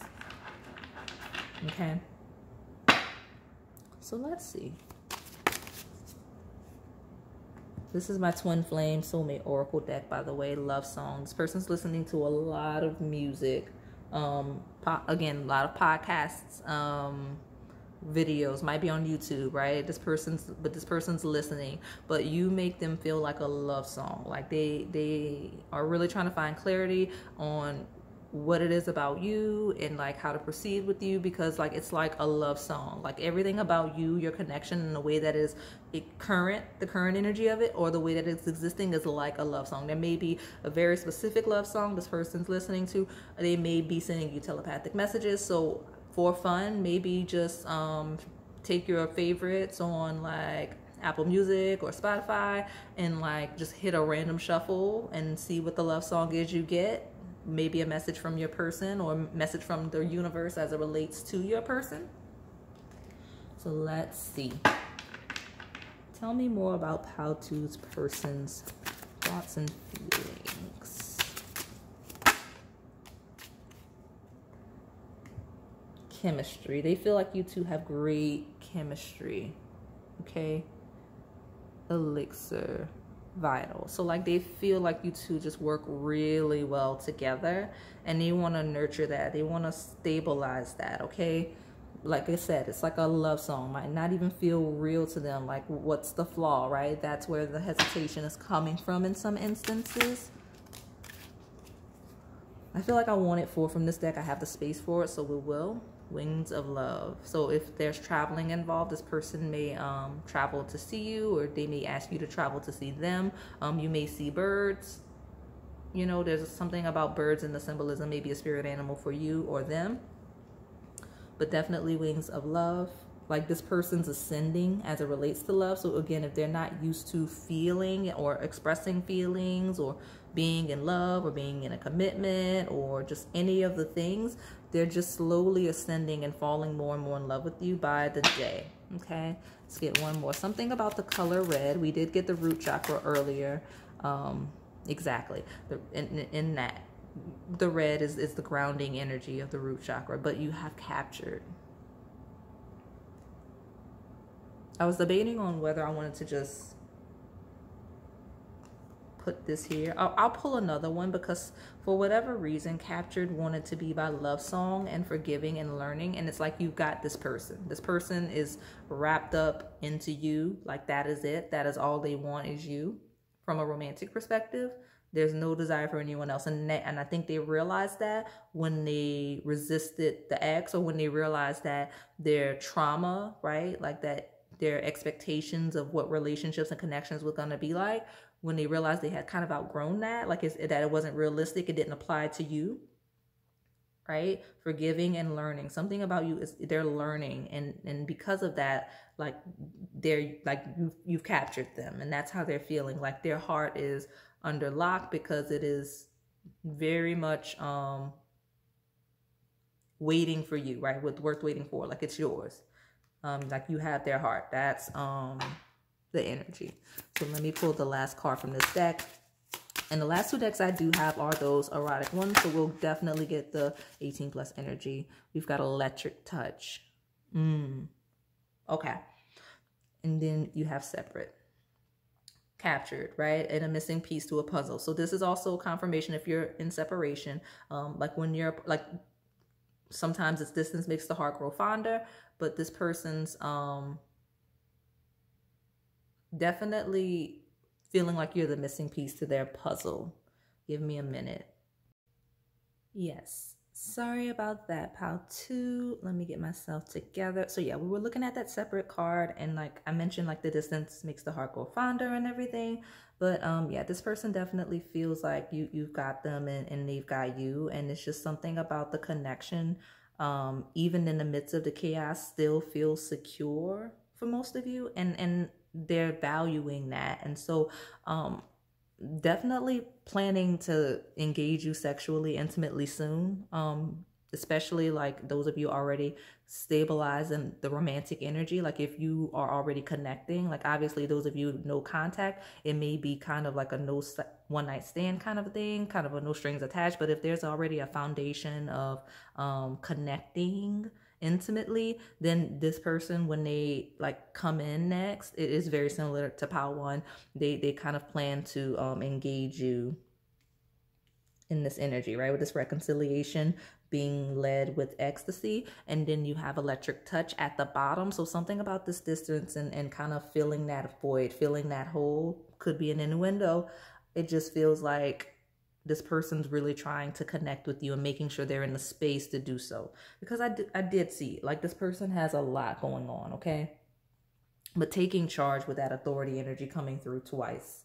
So let's close this out with the 2 astrology-based oracle decks. So I'm going to pull one from this one to get an overview of the intimate energy. And then I'm going to pull like 6 from that erotic sex answers oracle. So tell me more about the sexual theme surrounding the connection. Like where is Pao-Tu's person head as it relates to the intimacy and the sexual nature of the connection? Tell me about that. We've got two. Got a lot to say sexually, okay? Where they're struggling to communicate. They're definitely trying to figure out how to communicate intimately, right? So the charm of simplicity. So very easygoing energy. This card came out the other day in one of the other piles. You may have selected that pile, but this person is very easygoing, very simple, kind of direct to the, like, where they're confusing and wishy-washy in some areas, they're used to being very clear and direct in other ways. So I'm not going to say that this person's going to just outright say, let's have sex, but I will say that it is very simple. It's not going to be this grand thing. And then with loving yourself, I feel like in separation, this person is self-pleasuring, especially since there's all of this independent energy, especially if they had to turn somebody down just to kind of keep themselves stable, right? Because they, again, in all of this all of these transitions and trying to ground themselves, they may need some sort of a release, especially if it's not going to be you. But like loving yourself and the charm of simplicity, this person's working on their confidence, right? You have 1, 8, and 8. Could be relevant numbers for you. Could be angel numbers for you. But this person with the number 8 is really just trying to ground and stable themselves. The number 8 is actually a card of authority, right? So authority could be a huge theme in the connection or just as it relates to this person, but they're definitely just trying to ground themselves and put themselves in a position to where they're not overthinking, right? With the charm of simplicity, they want to just go for it. They might just pop up on you, like I said, because the charm of simplicity is this person kind of realizing like they are worthy of having you, especially intimately, and saying, you know what, I'm overthinking this. Like this person is going to realize that they're overthinking the connection and holding themselves back. So they're going to kind of give in. And at the bottom, you do have body positive. So especially if it's some insecurity about how they look or about their body or about like just, I heard the words being in shape or something like that. This person's very concerned about that for whatever reason.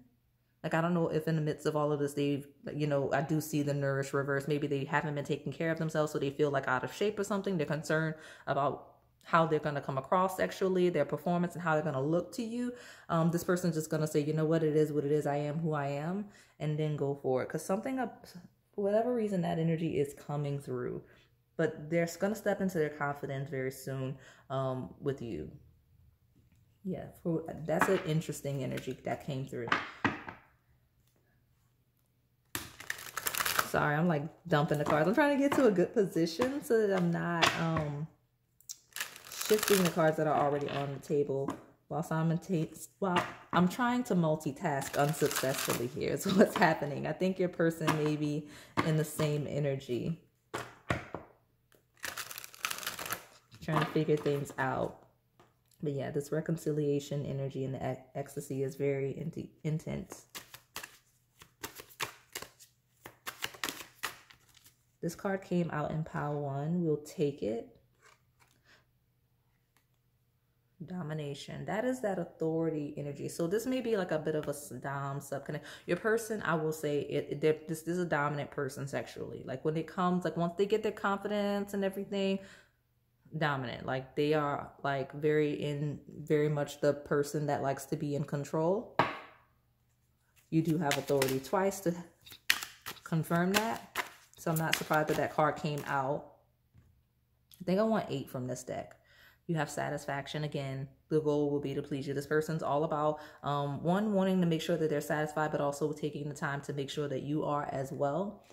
They're very, their current energy sexually is seeking satisfaction, seeking the ecstasy, seeking the reconciliation with you for that ecstasy, like capturing you as you have them captured, right? The cage energy kind of, honestly, it may be like a bit of some cuffs and everything. Like they may like that kind of foreplay, okay, coming through. That's too many. But I'm curious. Romantic. Okay, I'll take that one because it wanted to be there. But like very romantic still, not rough and aggressive. Let me grab these. I'll take this one, but the other two I won't. Actually, it's a lot more than 2. So I want to taste you. That came out in reverse. So it feels like, again, that's that resistance. But it's kind of a wait until I say energy sexually. Like I said, very dominant, slow moving. So it's not that like this person, it's not that they don't want to taste you. It's a delaying, like making you wait for it. And that might be like that separate. That may be part of the foreplay, okay?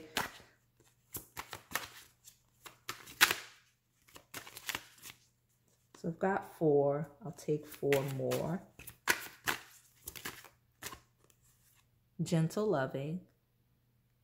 So again, working at a pace that you're comfortable. Let's see. Show your wild side. Some neck action. Somebody, I'm feeling an energy of suspension. So somebody may be suspended. Protect yourself, making sure you got what you need to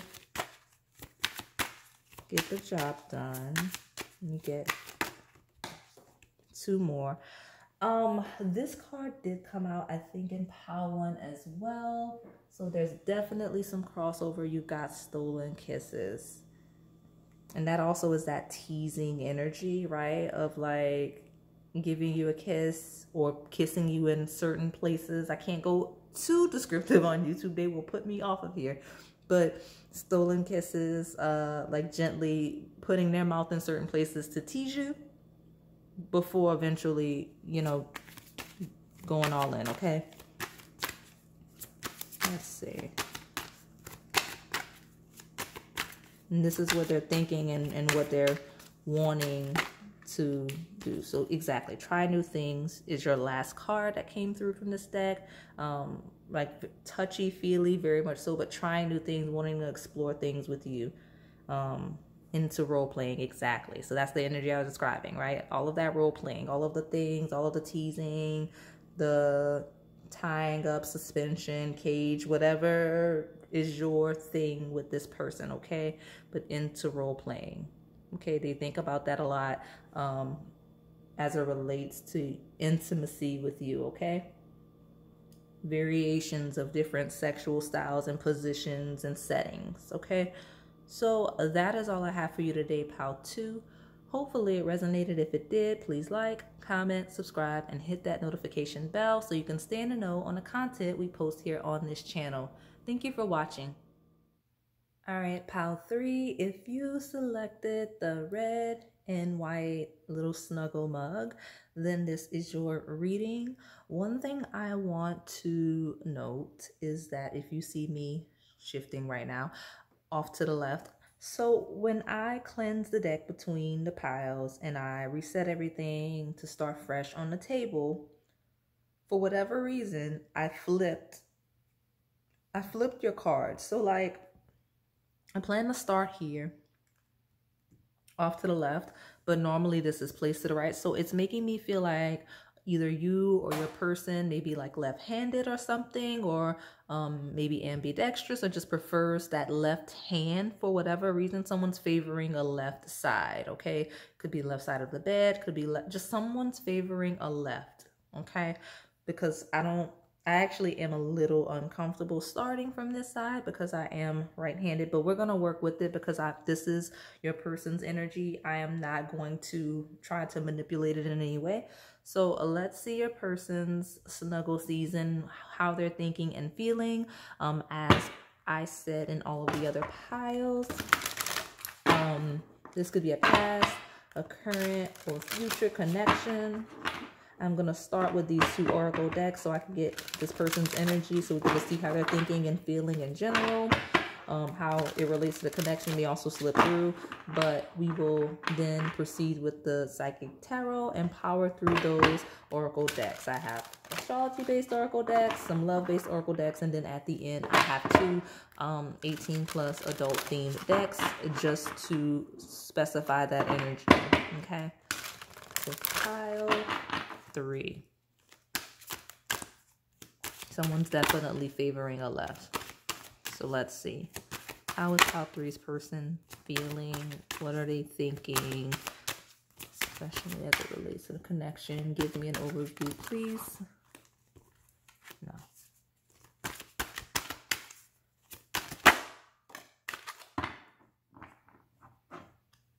I think I mentioned in the other 2 piles that if I see a card I'm not familiar with, I would pull the book. But we have number 10, the Soul Craft, and it is outgoing energy. So your person is crafting, literally, like they're piecing together something, like they're working towards something. They're crafting the soul in a way where, and I have the energy, just give me, maybe they're not the best at describing things or clarifying things. I'm hearing the words, I'm a work in progress with that energy. Okay, I'm a work in progress. Alignment, number 14. So your person's a lot more ready for whatever it is they've been struggling with than they realize. Okay, with soulcraft and then alignment, especially since soulcraft is outgoing energy, is finalizing energy, it talks about the fact that your person is molding themselves in some area of life, could be specifically as it relates to this connection, or it may directly impact the connection. Whatever craft, whatever building they've been doing or working on themselves, on their soul, who they are at their core, it's settling. That energy is settling, and it's putting them in alignment with who they're meant to be, but also in alignment with you and your connection. So beautiful energy as they've been crafting themselves into alignment. So let's get another card. Pile 3. I'll take that because why not? But I want another one, and we'll take the bottom. Pile 3. Tell me about how your person's thinking, feeling in this season. And as I said, this is a thumbnail that is specific to the seasons, just to have a fun, creative way to select a pile. Something about miracles, number 33 came out in another pile. Something about the energy. Your person, seasons may not matter, right? Like you may be watching this at some other point, or this season currently is just the beginning, right? It is when the alignment happens, but like more progression, more furthering is going to come later. Because I just feel like I need to clarify that your thumbnail is seasonal, because that's the time in which I'm making it. And it, like I said, it's a fun, creative way for you guys to select your piles. You seem to really like it. It keeps you engaged. But this is a timeless reading. So whenever you stumble upon it, it doesn't have to be holiday themed season. This is just how your person's thinking and feeling currently, or in the near future, or just as it relates to the connection specifically. Can I get one more, please?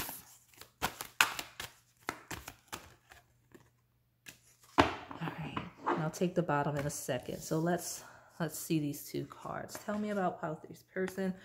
Passion and coherence. So passion, the frequency of passion reminds us that beneath every intense emotion lies the hidden gem of insight, balance, and calm.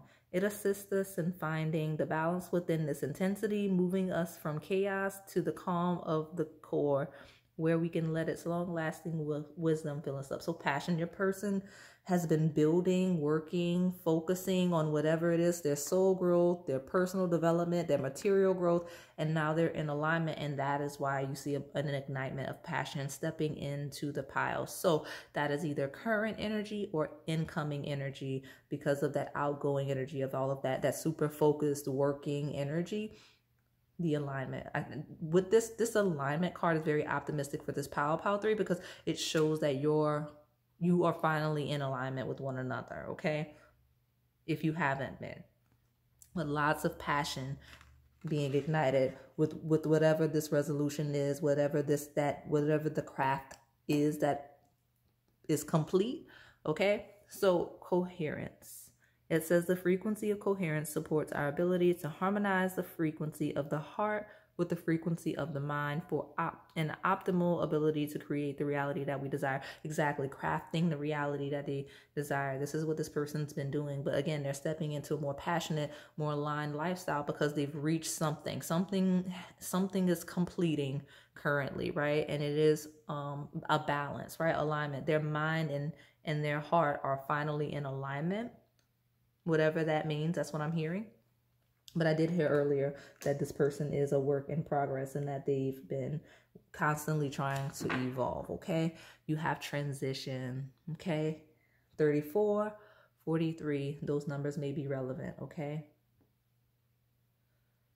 It says the frequency of transition supports our deep understanding of the ever-changing nature of existence and our lives so that we can learn to let go, surrender to the process, and allow transition to occur with ease and grace. So again, allow, kind of rolling with it as it comes, not always having to craft things, plan things, just kind of being in alignment of the universe at any given moment. And just rolling with it, being passionate and just flowing in harmony as the universe is directing you. That's this person's mental space. That's where they are.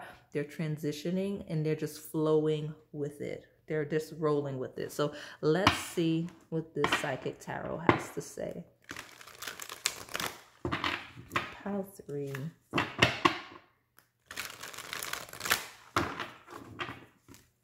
Tell me about how this person, how they're thinking, how they're feeling. From an 18 plus energy, this is someone that will come in spontaneously with that energy, very passionately. Like just whenever the timing feels right versus like a plan versus a knowing, like just whenever it feels right, that's the energy. Okay, so let's see, pile 3. Okay, we've got this card and we'll take that one. This one came out first, so let's start here. Temptation, the devil, number 15. That is Capricorn energy. It rules the 10th house of career and social status. It's by Saturn. It is about hard work. So all of that crafting, whatever this person's been building, working very diligently on, very hard on themselves, their projects, their work, their career, they've been working a lot on it. And trying to control it and just rolling with the punches. Also, this is the connection, right? We talked about kind of just rolling with the universe and just being very fluid in transition instead of trying to control like this devil card typically does. That's been a theme for this person where their thinking and feeling is all about control and a lack of it, or trying to control or trying to release control. That's it. But temptation also is temptation. Like the connection is very tempting. You are very tempting. Lots of passion here, right? Preparation for you. Okay, so let's look at this emotional withdrawal. Some of you, your person is let's shift here. Some of your person is withdrawing, distancing themselves because they're closing out something, whether it is a cycle or they're finishing some sort of whatever is being crafted, they're finishing it.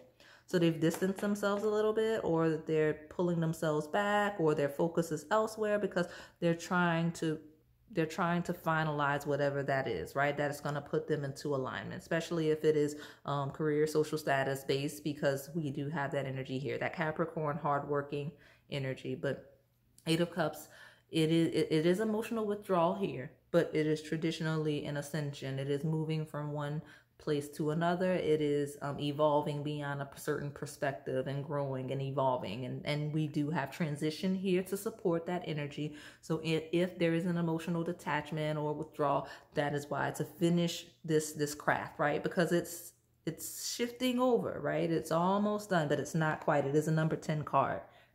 So I'm gonna pull another card and we'll take the bottom.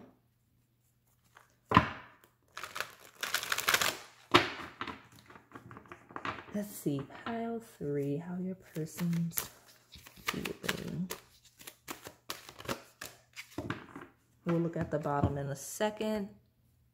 Ace of Cups, love begins, love this energy for you. So again, pouring into and being fulfilled, right? That is your person. So your person's transitioning from being very fixed, very controlling, very detached to being open and receptive. So if that is an energy that you need, if that is something you desire, just know that your person's stepping out of a need to control things and just rolling with it, right? Just rolling with it. I'm putting this here because I'm gonna create space.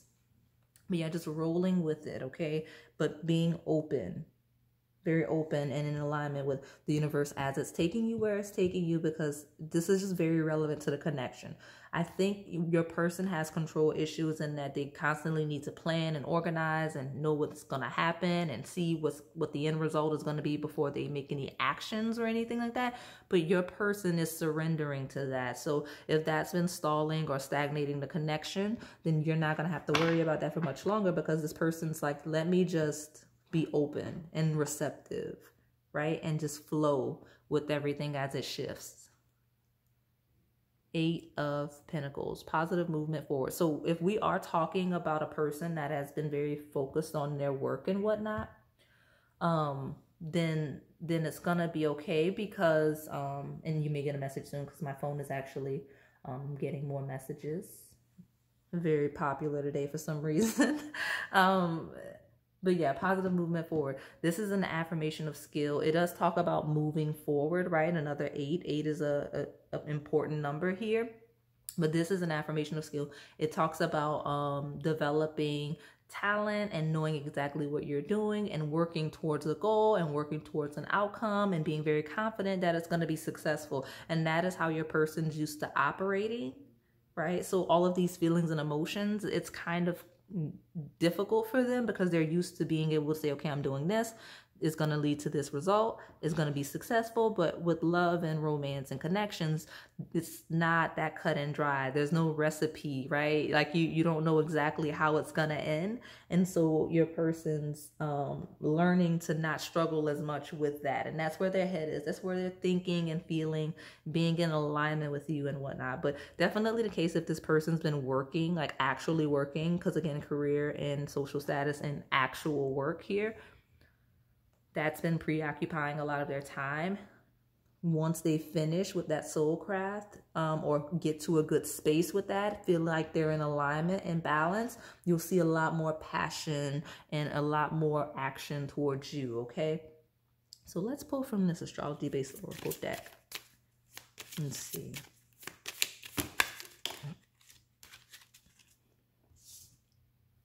Not gonna take those, but we will take that one and we'll see what's at the bottom. Refine, exactly. That is exactly that craft, soul craft energy here. Love that, love that. It is a number 3, and it talks about just refining themselves. I am a work in progress. That's what I heard from your person. They're just refining, fine-tuning, crafting, building, evolving, trying to become the best version of themselves, but maintaining that balance and in alignment. And this looks like an Ace of Swords, so clarity, right? It does favor an Ace of Swords here. So what's at the bottom? I'm gonna take I'll take it in reverse, but it is Pisces, the psychic. So you may be dealing with a psychic, right? The number 3 is very important. This is your pile number, but I see a lot of 3s here. This is the number 30, but Pisces is 12th house energy of the unconscious, of the unknown, of things that, of dreams and whatnot. So with psychic in reverse, your person may not be able to see this connection as clearly as they would like to be, or as clearly as they are used to seeing, right? Like they're used to having a very clear vision, right? I'm doing this, step 1, step 2, step 3, all the way to 10 is going to be a success. That's how your person's used to seeing it. But here with the psychic in reverse, there's a lot of illusions and whatnot and surrounding the connection that it's not very clear for them, and they need that clarity. They thrive on that clarity. Like I was mentioning, it looks like an Ace of Swords, this alignment card. And so your person just can't see, right? They're refining their vision, literally. They're refining their shadow. They're refining the aspects of themselves that they don't allow other people to see, okay? That's what's happening right now. Okay, so let me pull from this other deck.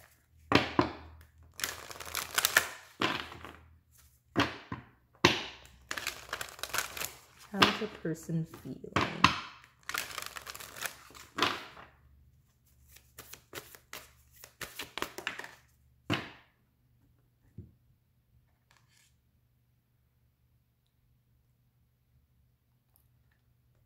This is a Celestine, I think.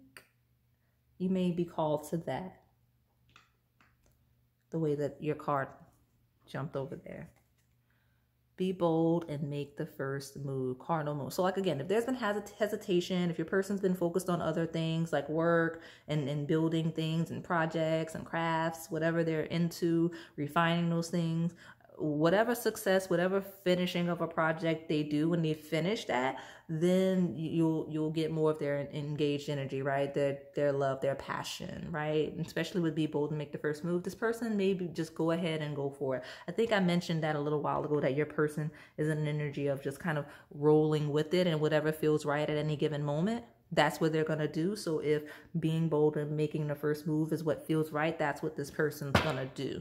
At the bottom, you have a new start is coming, the new moon. Great energy.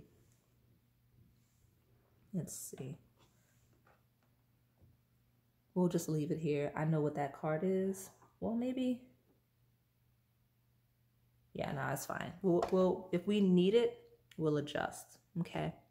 We will adjust. So yeah, but a new start is coming. That's how this person's coming, especially with be bold and make the first move. This new start is very interesting for me. And then you do have like Capricorn here, which is a cardinal sign. It is the sign that initiates winter. So could be a timeline thing, right? Especially since it may be near a new moon. Could be. So that's some good timeline energy for you. And this is timeless. So when I say full moon, I can mean whatever new moon is approaching you. But something about the Capricorn season could be, or placements. And Pisces as well. So let's see. Tell me more about your person's snuggle season. How are they feeling? There we go. I'll see what's at the bottom in a second. We have Libra. Okay, it says consideration, fairness, and harmony, alignment, right? Balance.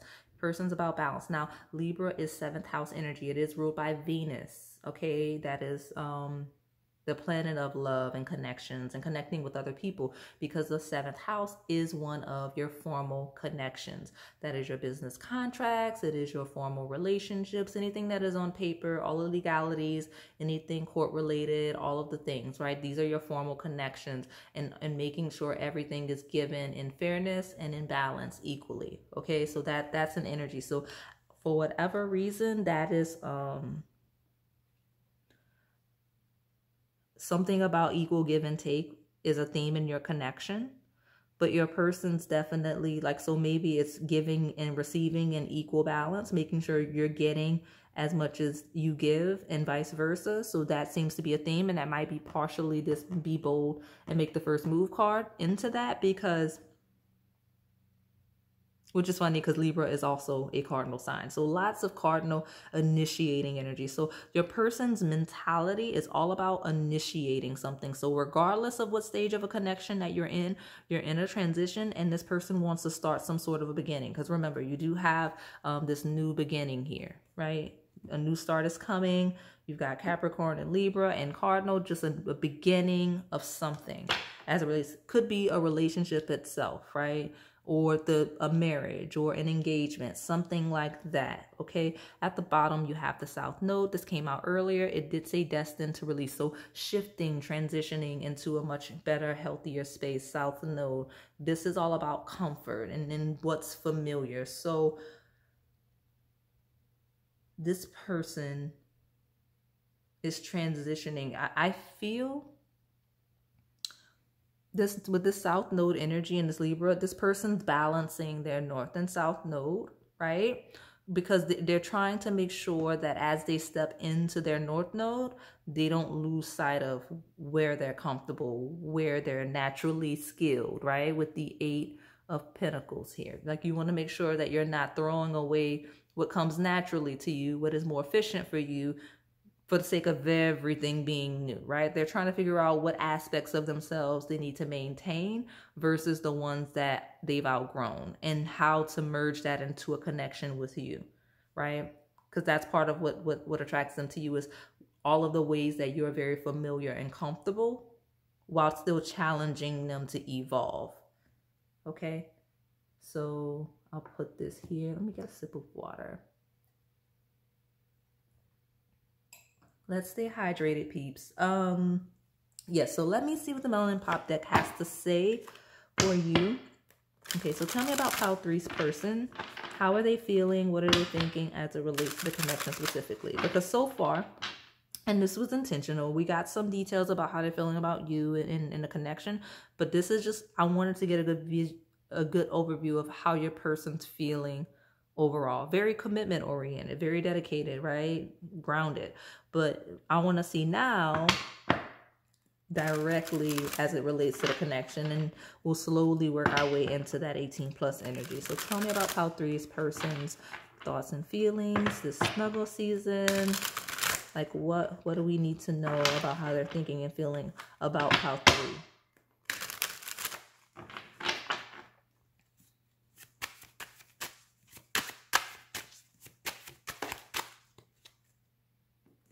Got one.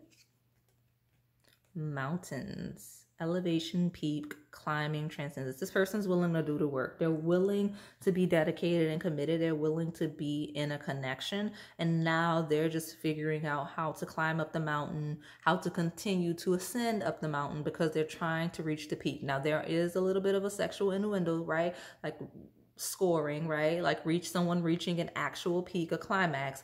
But this is all about like building, right?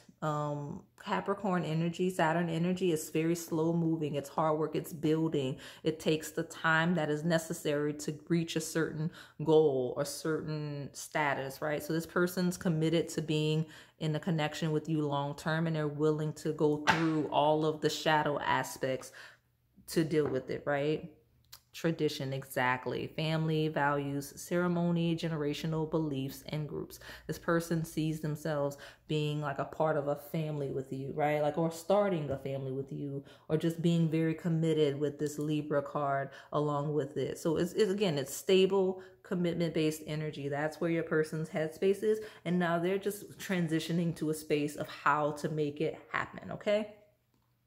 Or how to evolve it based on whatever status of a connection, because I do read for various stages of a connection. Tell me about Pile 3's person, how they're thinking and feeling about Pile 3.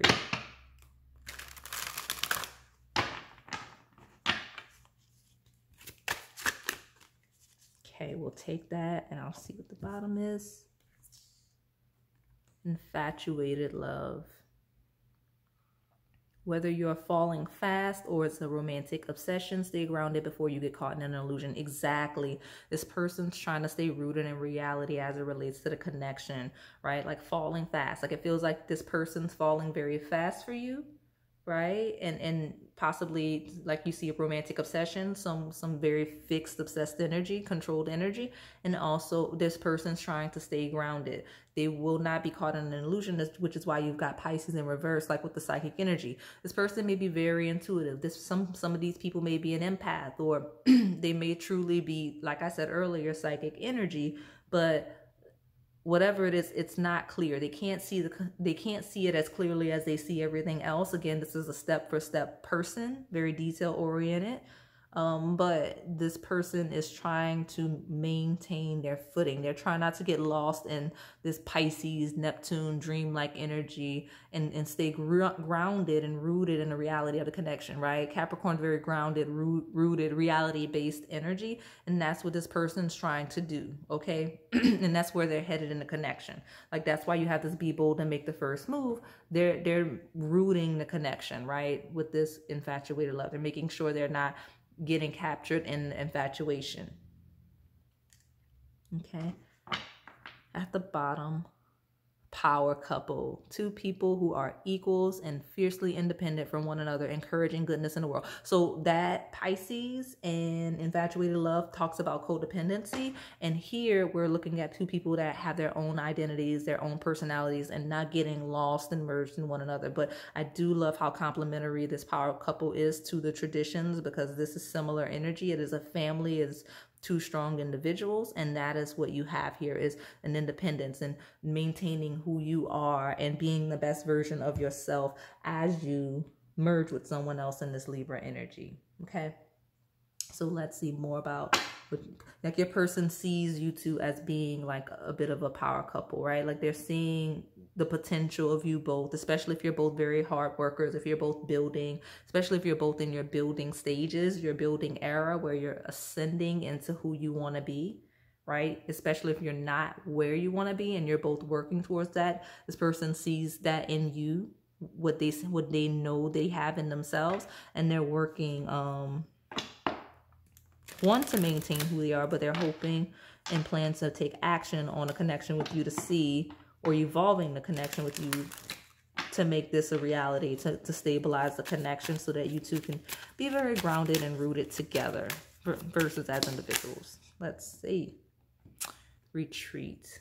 Time to disconnect from the world. So your person wants to spend time away from all of the noise with you.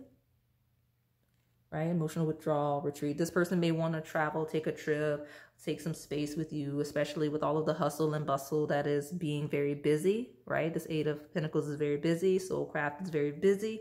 Refinement is very busy. Just all of the action, all of the noise. This person wants to take space with you as you two.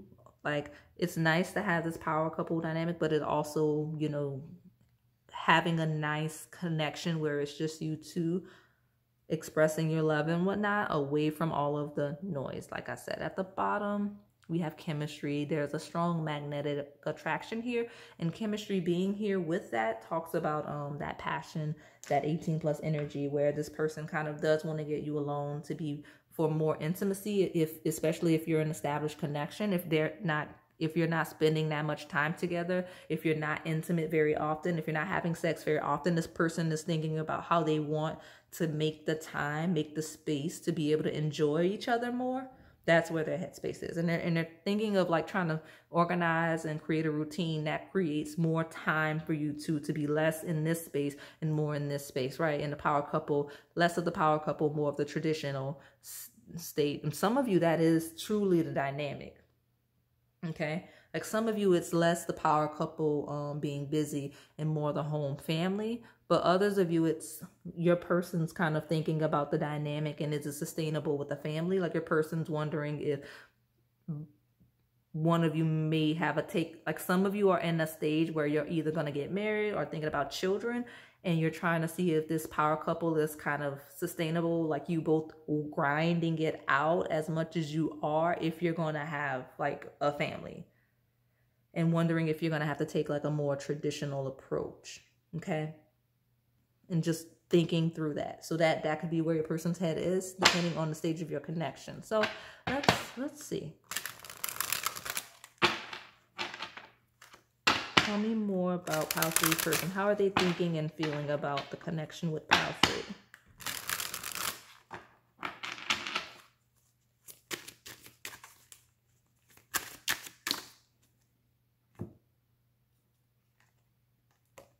It's a vibe. Enjoy the good vibes and energy with this person because they are like no other. Again, this just so they feel like just being with you is a whole vibe. Honestly, it is vacation energy. Some of them want to take a vacation, especially if you two work very hard individually and together. They're like, let's just vibe. Let's go do something fun. Let's just enjoy each other. That's the space that your person's in. They just want to enjoy your time, your company, and go out and do things that are fun, right? Just enjoying the vibe. That is where their head is, okay? Especially as a couple. Like they want to do couple things. Like fun, it's fine and dandy for them to have fun alone, but they want to have fun with you, okay?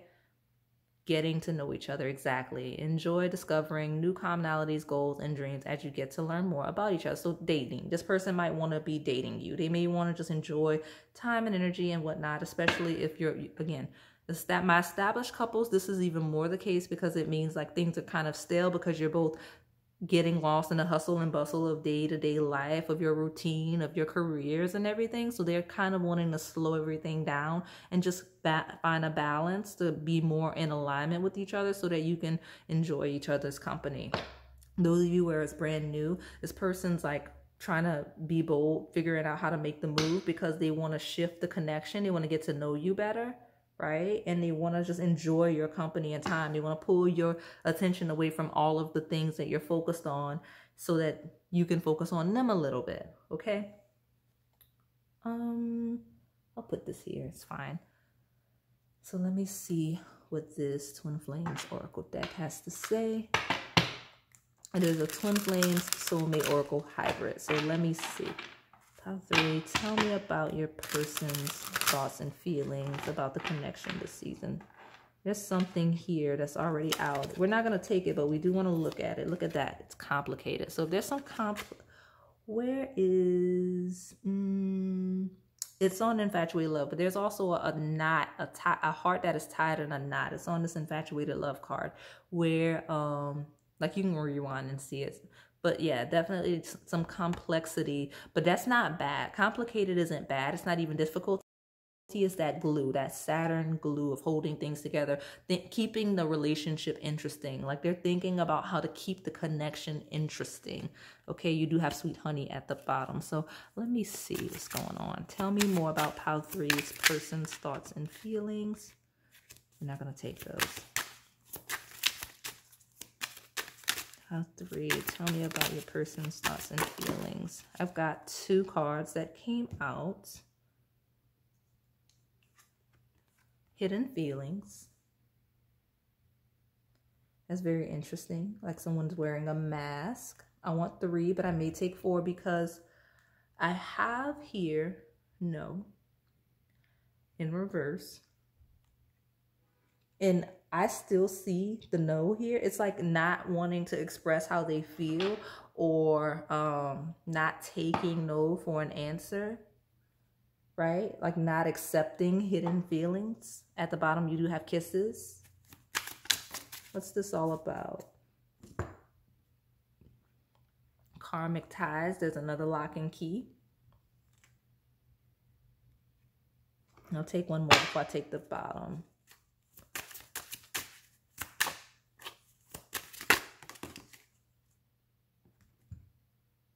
Divine timing. I'll take it how it fell. So it's almost time.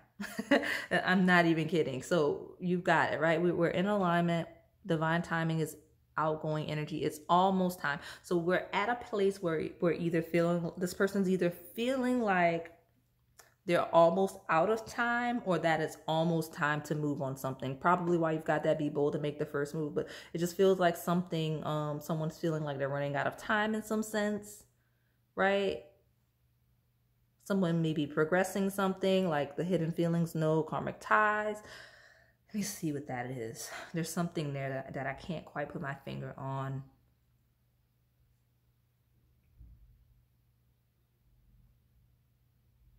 So if your person hasn't expressed how they feel, is the uncertainty, the lack of clarity. They're trying to figure out if it's real. They want to make sure, like some of you, this person is worried that this is a karmic attachment, like a codependency kind of a thing versus an actual connection. And you just want to make sure that it's real. At the bottom, you have the future. Exactly. Your person's trying to make sure that this is the real deal. They don't want to get caught up in a karmic situation. Ironically enough, they don't want to get caught up in that. So like they want to make sure that this is something like you two could actually have a future together. And that may be the hesitation. So they're trying to see that. Now I do see them seeing very clearly the answer, right? With divine timing, almost time. So I hate to leave you like that, but I mean, let's see. What I'll do, I'll pull one more to clarify the no, and I'll clarify the divine timing because it's time to move on to the sex decks. So tell me more about Pile 3.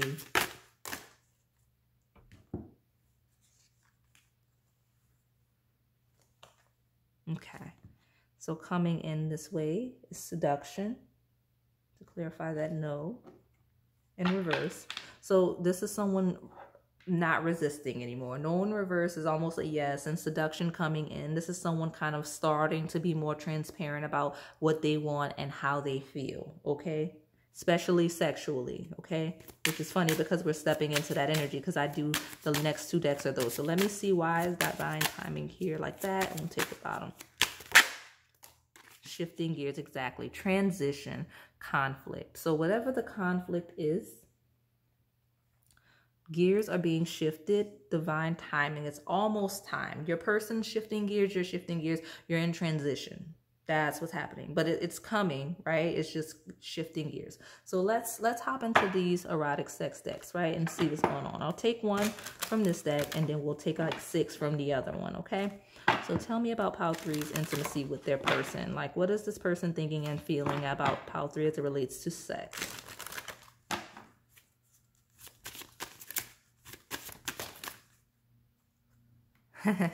You've got beyond words. Number 29. That's beautiful. So beyond words says that this person definitely has difficulty expressing themselves, but it also talks about the fact that when this person gets their hands on you sexually, they don't even have much to say. They don't have words to say. They express with their actions by how they treat you sexually. Like they're very action oriented sexually. They may not be very vocal. They may not say much, but they're very good at interpreting your energy as you're having sex. And like, it's honestly like sex with this person would leave you speechless beyond words, and that's kind of how they're interpreting sex with you. Okay, that's how they're thinking. Is they're thinking like, I'll leave Pile 3 speechless, right? That's the energy. At the bottom you have loving yourself, number 8. I think I have a lot. This might be the pile where I had a lot of 8s. This person's, so I'll say this is also a person that would enjoy watching you pleasure yourself. For sure. But with beyond words and loving yourself, it's like this is a person that just wants to watch you in ecstasy and pleasure. Okay, like that's the combination of I'm seeing here, like beyond words, loving yourself. Like this person wants to just watch you all the way to your peak and whatnot. You do have the mountain there. Like they want to watch you throughout sex, and they want to just enjoy the experience of observing you enjoying yourself. That's the energy coming through. So let's move on to the erotic sex answers oracle for you. Lots of themes about working, because right now someone's cutting grass, and this is not the time of day where you cut grass. It's like it's getting a little late, okay? So tell me about Pile 3, your intimacy with this person. Want to make you scream. So it's funny. It's like beyond words. Like this person wants to have you sexually in a way to where like you can't even get words out. It's just sounds of pleasure. Right? Very loud sounds of pleasure, but no actual words, like where you're speechless, okay?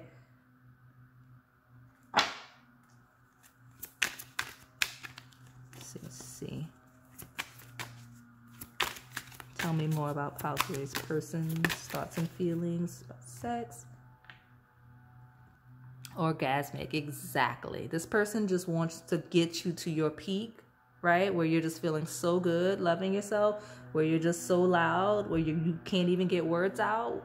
And like now you can't hear anything. I've never heard them cutting grass on that side. What? It's crazy. So like orgasmic, your person's trying to get you to where you're just so loud and that you're disrupting people apparently, because now they're cutting grass and disrupting my reading. I'm so sorry if you can hear that in the background and if it's loud.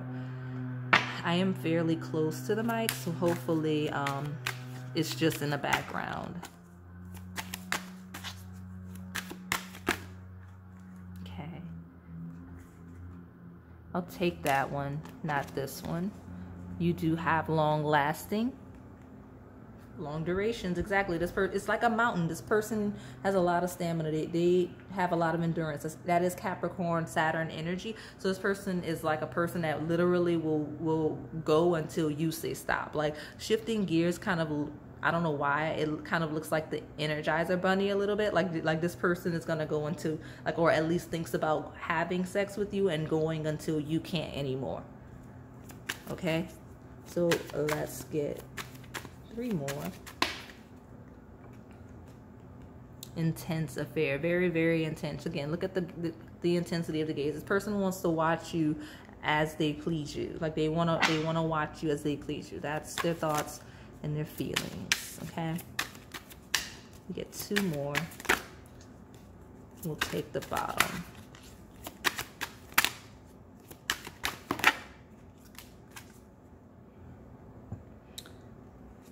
Exactly. Timing, make the move. This person's like kind of fiending for you, must have you soon. They want you, okay? For sure. Like they're like, it's almost time, or like racing. And then you do have I want to taste you slanted, like incoming energy. So like they're kind of like stepping into an energy of kind of being horny and wanting to have oral sex with you and wanting to kiss you and everything. And then you have 2 self-conscious. So if this person's been holding back, it's because they're not conscious enough and loving yourself. Like they're trying to find the confidence, okay?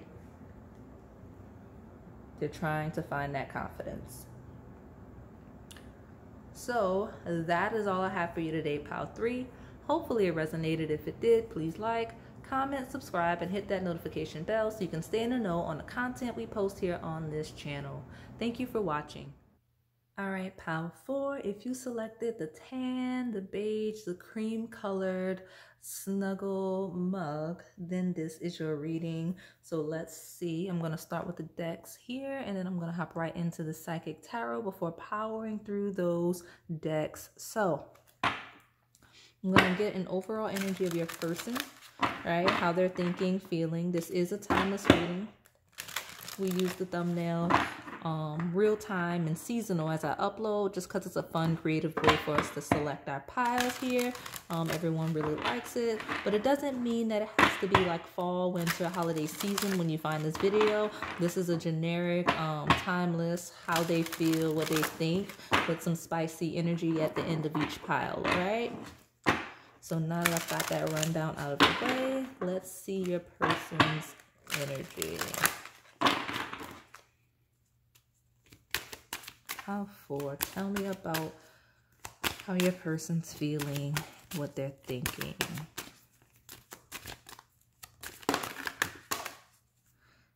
That came from another pile. I don't want either one of these. So let me tell you something. As I was shuffling, I felt like a hesitation. If you felt called to one of the other piles, definitely feel free to choose. Like some of you choose multiple, some of you need multiple messages for it to truly resonate. But the cards that came out just now is of someone being super busy and not being able to see things clearly, okay? So that could be the space that your person's in. That could be the space that you are in. But there's something with light being in reverse. I'm seeing that as someone not seeing something clearly, okay? Being a little bit in the dark. I guess we'll take that. Nothing has gone wrong. In reverse. So number 7, look at this balance. This is yin yang energy, right? And it says nothing has gone wrong. So in reverse, obviously something is wrong. So I want to know, or at least your person is interpreting it as something. They feel like something's out of alignment, out of balance. They don't know what it is. They may be confused by it, but your person feels like something has gone wrong and they don't know what it is, whether it relates to the connection or just themselves or just in general, but they're just feeling something's wrong. Okay, remembrance in reverse. And the time is 2, 3, 4. So look at that beautiful card. Number 11, remembrance. Number 11 is about duality and being in an alignment. So something is out of alignment. At least that's your person's perception. Okay, they feel like something's wrong. They feel like they're forgetting something or you're forgetting something. Whatever that energy is, that's the space your person's in. So I'm very curious to see what else I get. But something feels off to your person, and it feels like they're confused as to why. They're not sure what it is. They're probably playing their memories, trying to figure out what it is, but something is out of alignment. So tell me more about Pile 4's persons. What are they thinking? What are they feeling?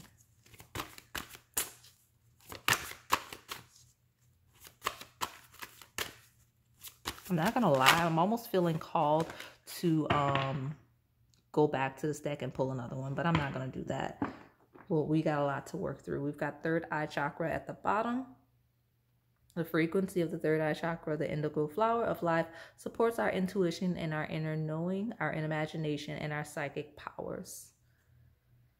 So interpreting things, understanding things. You have healing, number 29, and it says the frequency of healing supports our intrinsic ability to restore our health and wholeness by consciously using the information that comes to us through our senses and harmonizing everything else accordingly. So it could be this person's health, like something doesn't feel right, something feels off, right? And especially with it being third eye, that is could be something related to the eyes specifically, or like the sinuses, because that's in that area. Could be the head, like just headaches or whatever, and whatnot. What is that? Heart chakra. So could be the chest as well. Cards are just throwing themselves, but either way, your person is doing some heart-based work. So if your person's like, they may be like feeling some health, like something's wrong, like they may be ascending, they may need to go to the doctor, like, you know what I mean, like they may be healing something in like their chest area, like in their head space, like they may be under the weather. It is that time of year in real time, but your person may be dealing with some type of health issue, or working through it, or maybe they're experiencing some symptoms and they're wondering what's wrong real time. That could be the case. Yeah, definitely the case. But this person's definitely experiencing imbalances in their heart chakra, in their third eye chakra. So interpreting and their intuition and comprehending things and messages and signals, as well as like just being open and receptive in their heart. So those are the types of things your person's kind of going through right now, just within themselves. And it's definitely affecting the connection, because when your heart chakra is out of alignment, when your third eye is out of alignment, you lack discernment, you lack the ability to feel appropriately, to see appropriately. So that's why you're having this here. Okay? But your person's feeling like something is wrong.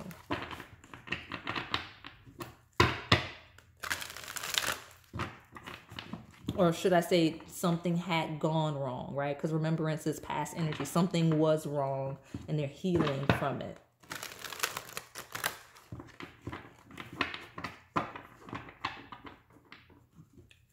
So maybe it's related to the spiritual ascension, okay?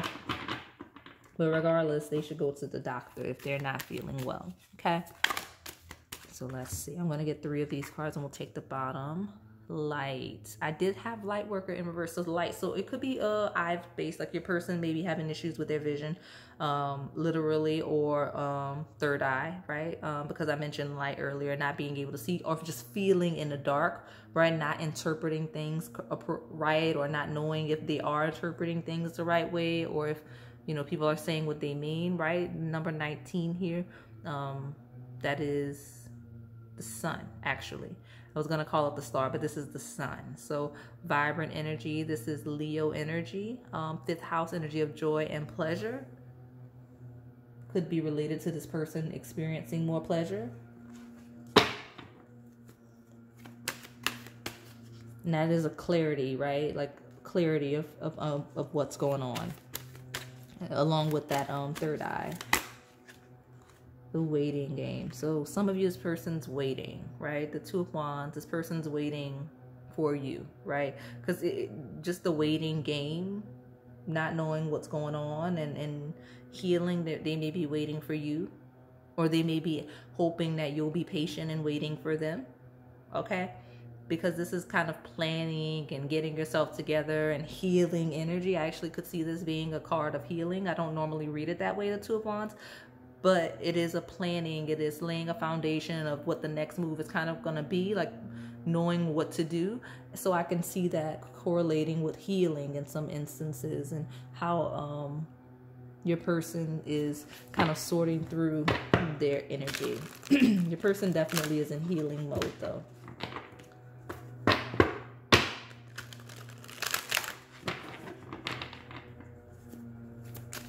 Get my last card and we'll take the bottom. Okay, I will take both of those cards and I'll take the bottom. So the Ace of Wands, passion ignited. So yeah, it's like a countdown, 2, 1, right? So like passion ignited. This person's feeling very passionate about you.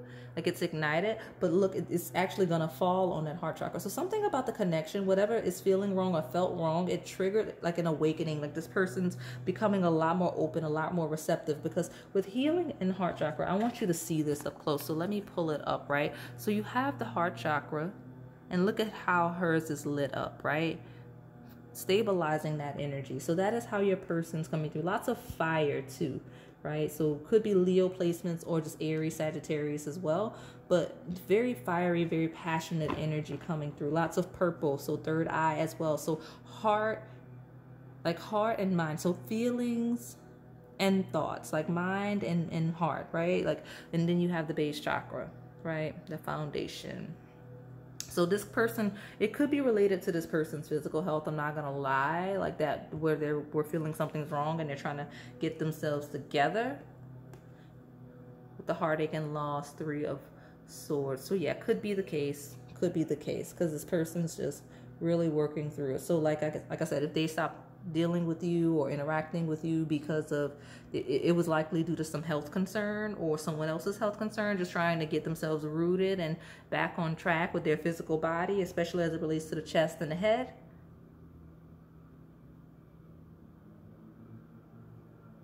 And then also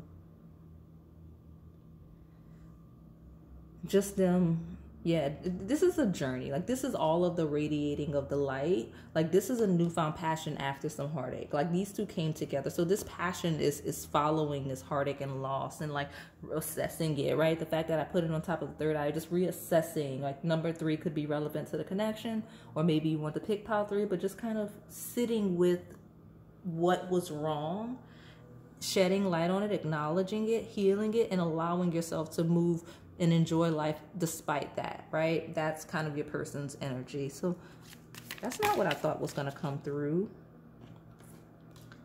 That's not what I thought was going to come through. So let me get more on your person, pile 4. Tell me about pile 4's person. How are they feeling?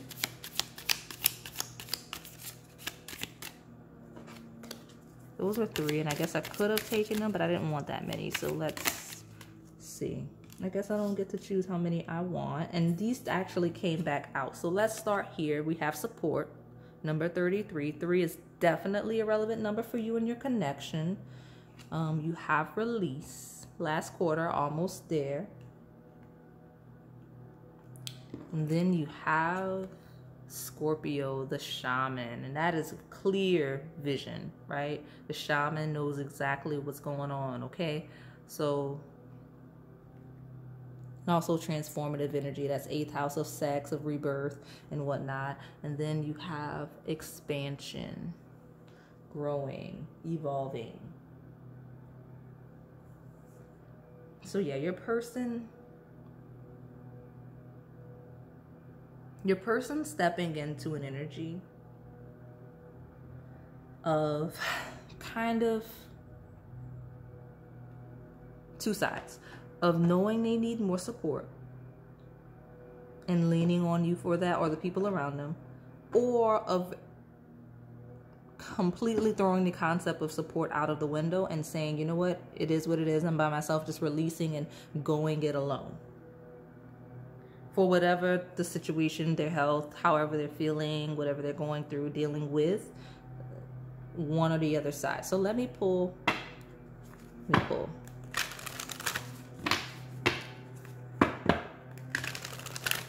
Some of you, here's your 18 plus energy coming through.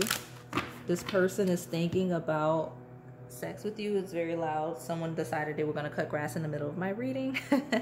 So, but yeah, they're waiting for this passion, right? Like they're waiting for a release. Like the 3 of Swords is also a release. It doesn't have to be pain. I don't read cards as negative all the time. 3 of Swords could be some sort of pain. I do see, especially as we have something wrong, but I'm also reading it as a release like we have here. So a support, a release, and just kind of merging sexually. Like this is a person that feels like sex with you would be healing. It would make them healthier for some reason. Okay, it's a very interesting take. I get it sometimes, but the way that it's coming through here is Interesting, okay? So let me see. Let's get another card from this deck right here. Meditate and contemplate, new moon in Pisces. So yeah, so 8th house, 12th house, merging. This is a person that wants to merge literally like souls with you. So this is a person that they are thinking about you and feeling it very deeply and intimately, even if they're having like whatever, you know how everything aligns. If this person's having like issues with like their health or whatever, especially like chest, head, and just overall physical body, like there are, so some of them, if they're deeply spiritual, they're associating it with the symptoms of ascension. If not, they're still feeling like, if they're superstitious in any way, they're like, this is a sign that's telling you something, and they're kind of like doing that, especially if it's dreams based, right? But yeah, meditate and contemplate. This person's really deeply thinking about the connection. Deeply thinking about the connection, hence the sexual energy, like a lot of sexual energy coming through, because like I said, this person wants to merge with you on the deepest level that they can. With this Pisces Scorpio energy, very watery, okay? The bottom, you have luck is on your side, new moon in Sagittarius. You do have expansion, so Sagittarius is here heavy. Sagittarius rules the 9th house of like travel, of growth, of evolution, of learning, of differences, all of the things, the higher knowledge and whatnot. But luck is on your side. This person is, for whatever reason, despite all of the healing that is happening, they feel very lucky and they feel supported by the universe. So I don't know if, okay, I'm going to read it like this. You're all in different timelines, past, current, and incoming. If this healing energy is current, as in your person was sick, was going through some health issues or whatever, they're feeling very lucky as a result of the healing, or they're feeling lucky in the connection that your support in healing, like they're feeling very supported by you in some way, if that makes sense. But yeah, this person definitely, if you've not been having sex with this person, they can't wait to get their hands on you. If you couldn't because of whatever health situation, then definitely it's been a build up for this person. That's exactly where their head is, okay? So let's see more of the pile 4 regarding your person's feelings, thoughts, and feelings. Your snuggle season. Like if your person's cuddled up, like healing, cuddled up because they were like under the weather or just not feeling well, thinking about you and sex with you the entire time. Not gonna lie. Especially if they're in isolation or was in isolation so that they couldn't like be around other people. Like if they're contagious. Definitely the case. And if I'm talking about past energy, they're remembering how much they missed you when they were sick, okay?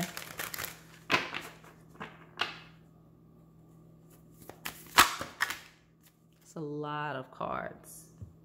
You have house 8, house 4, and conjunction. I'm not going to take any of them, but there's lots of watery themes coming through, okay? Lots of water. So this is a heavy emotional based pile. Lots of feelings here, okay? Some of you, if this person's health is dependent on their feelings, like the energy, their energy levels, okay? There we go. And just like that, we've got the 3rd water sign. So here we are, Scorpio, Pisces, and now Cancer. Nurture, comfort, and protection. This person feels very safe and supported by you. Like safe with and supported by you, very comfortable with you. You're very nurturing. You have very caring energy. And they feel that. They feel very lucky to have you. They feel very lucky to be around you. Like something about your energy is very, very healing and nurturing, okay? Very watery. Cancer is the 4th house. Some of you may have a very maternal energy. But that is also just your home, your ancestry, your roots. So this person cozies up a lot at home, right? And a lot of time when they're thinking and feeling as it relates to you specifically, pile 4, they're at home or just within their deepest thoughts or in their dreams with this 12th house, or thinking about sex with the 8th house here. At the bottom, you have Neptune, dream and transcend. I just said dreams, fantasy, a lot of fantasy surrounding this connection, okay? For sure. Heavy themes of Pisces and 12th house. So let me see.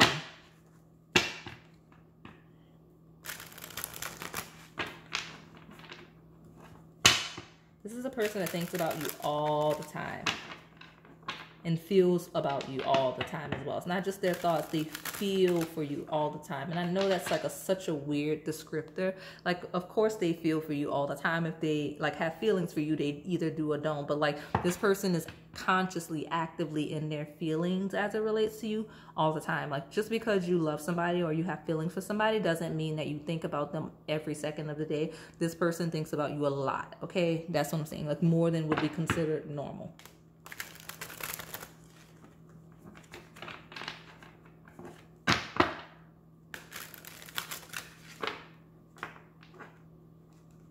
Okay, look at this. I think I'm gonna take these because look how they slithered out of there. It's such an interesting, like your person's like might be very slippery, like slithery, like, okay, you have at the bottom soulmate, destiny, connection, love, unconditional, and compatibility. Yeah, there's that unconditional love aspect for sure. They're definitely feeling that from you.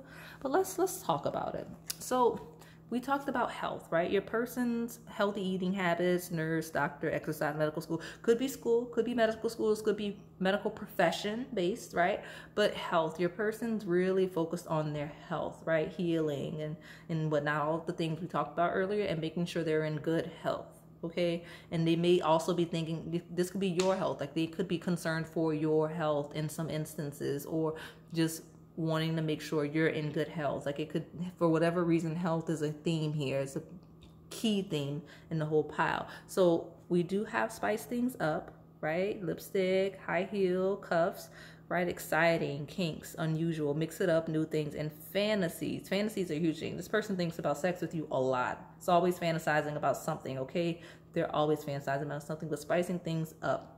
And again, I mentioned like health and like sex being, I wouldn't be surprised if once we get down here, we start to these other decks, we get like sexual healing and all of that, because this seems to be the power, like sex just as part of wellness for your person, okay? And then you have social media, popularity, influencer, tech savvy. So this could be something related to the career base or whatever, but social media. So your person spends a lot of time on social media.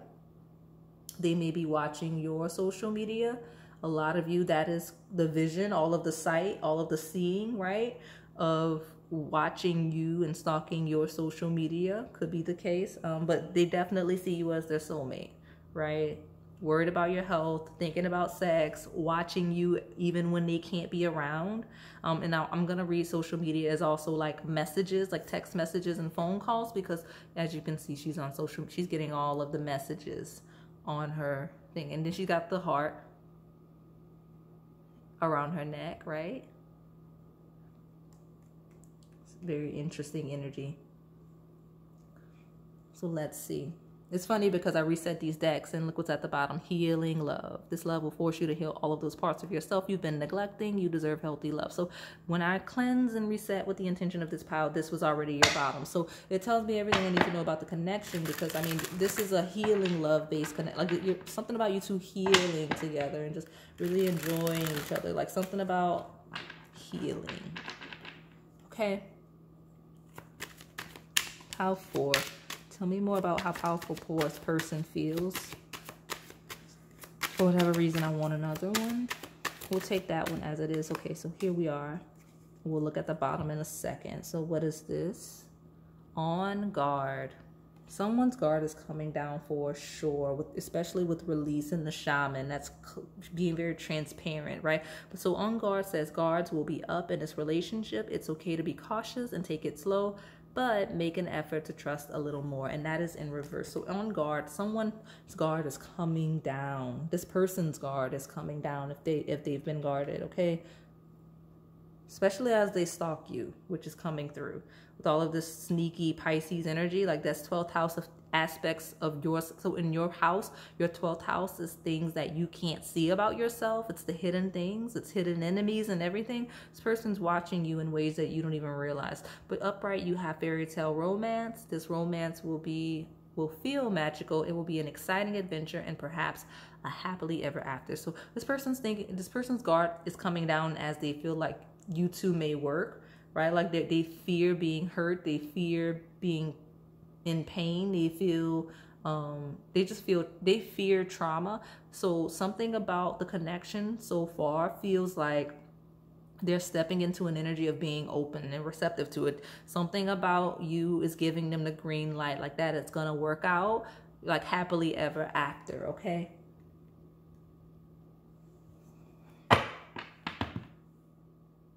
Playing the field. Someone is not ready to settle down. Too much fun playing the field. Just be careful with your sexuality.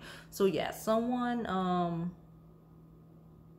this could also just be a fear of commitment, a fear of intimacy, or someone may be playing games. Playing the field is also that spice things up, that hypersexual energy of just having fun and enjoying. There is that Leo energy at the bottom, right? So something about like just enjoying and just being adventurous sexually seems to be on this person's mind. But playing the field is like, this person may be dating around or trying to date around or making sure you're not, with the social media aspect. Something about it feels very digital, like they're watching you. Again, not something. We have social media. They're watching you online, and maybe they're seeing some things that they may not like with playing the field. So maybe you're engaging people online or they're engaging people online. And I do have engagement at the bottom as I say that word, right? Something about engagements. So somebody might be liking your stuff, posting, like commenting on your stuff, and they might not be liking it. You know, Instagram, Twitter, TikTok, YouTube, all the things, okay? Tell me more about powerful force person. How are they thinking and feeling this snuggle season?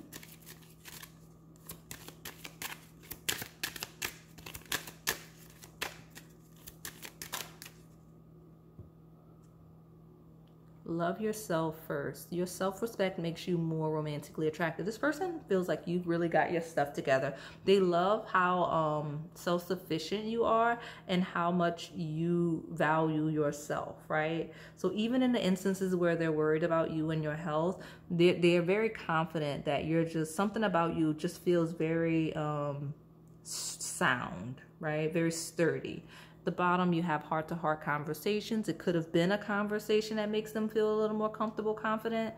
But yeah, it says honestly discuss your feelings with each other. So if there's a conversation that has happened or that needs to happen, this person's thinking about the fact that it needs to happen, or they're thinking about the conversation that was had, especially with playing the field. Feels like replaying an event with remembrance, right? Some of you, this person kind of expressed themselves and had a conversation, and then they kind of pretended that it didn't happen in some instances. Yeah, let me see. Let me pull more. Let's see. Tell me more about powerful force person. How are they thinking? How are they feeling?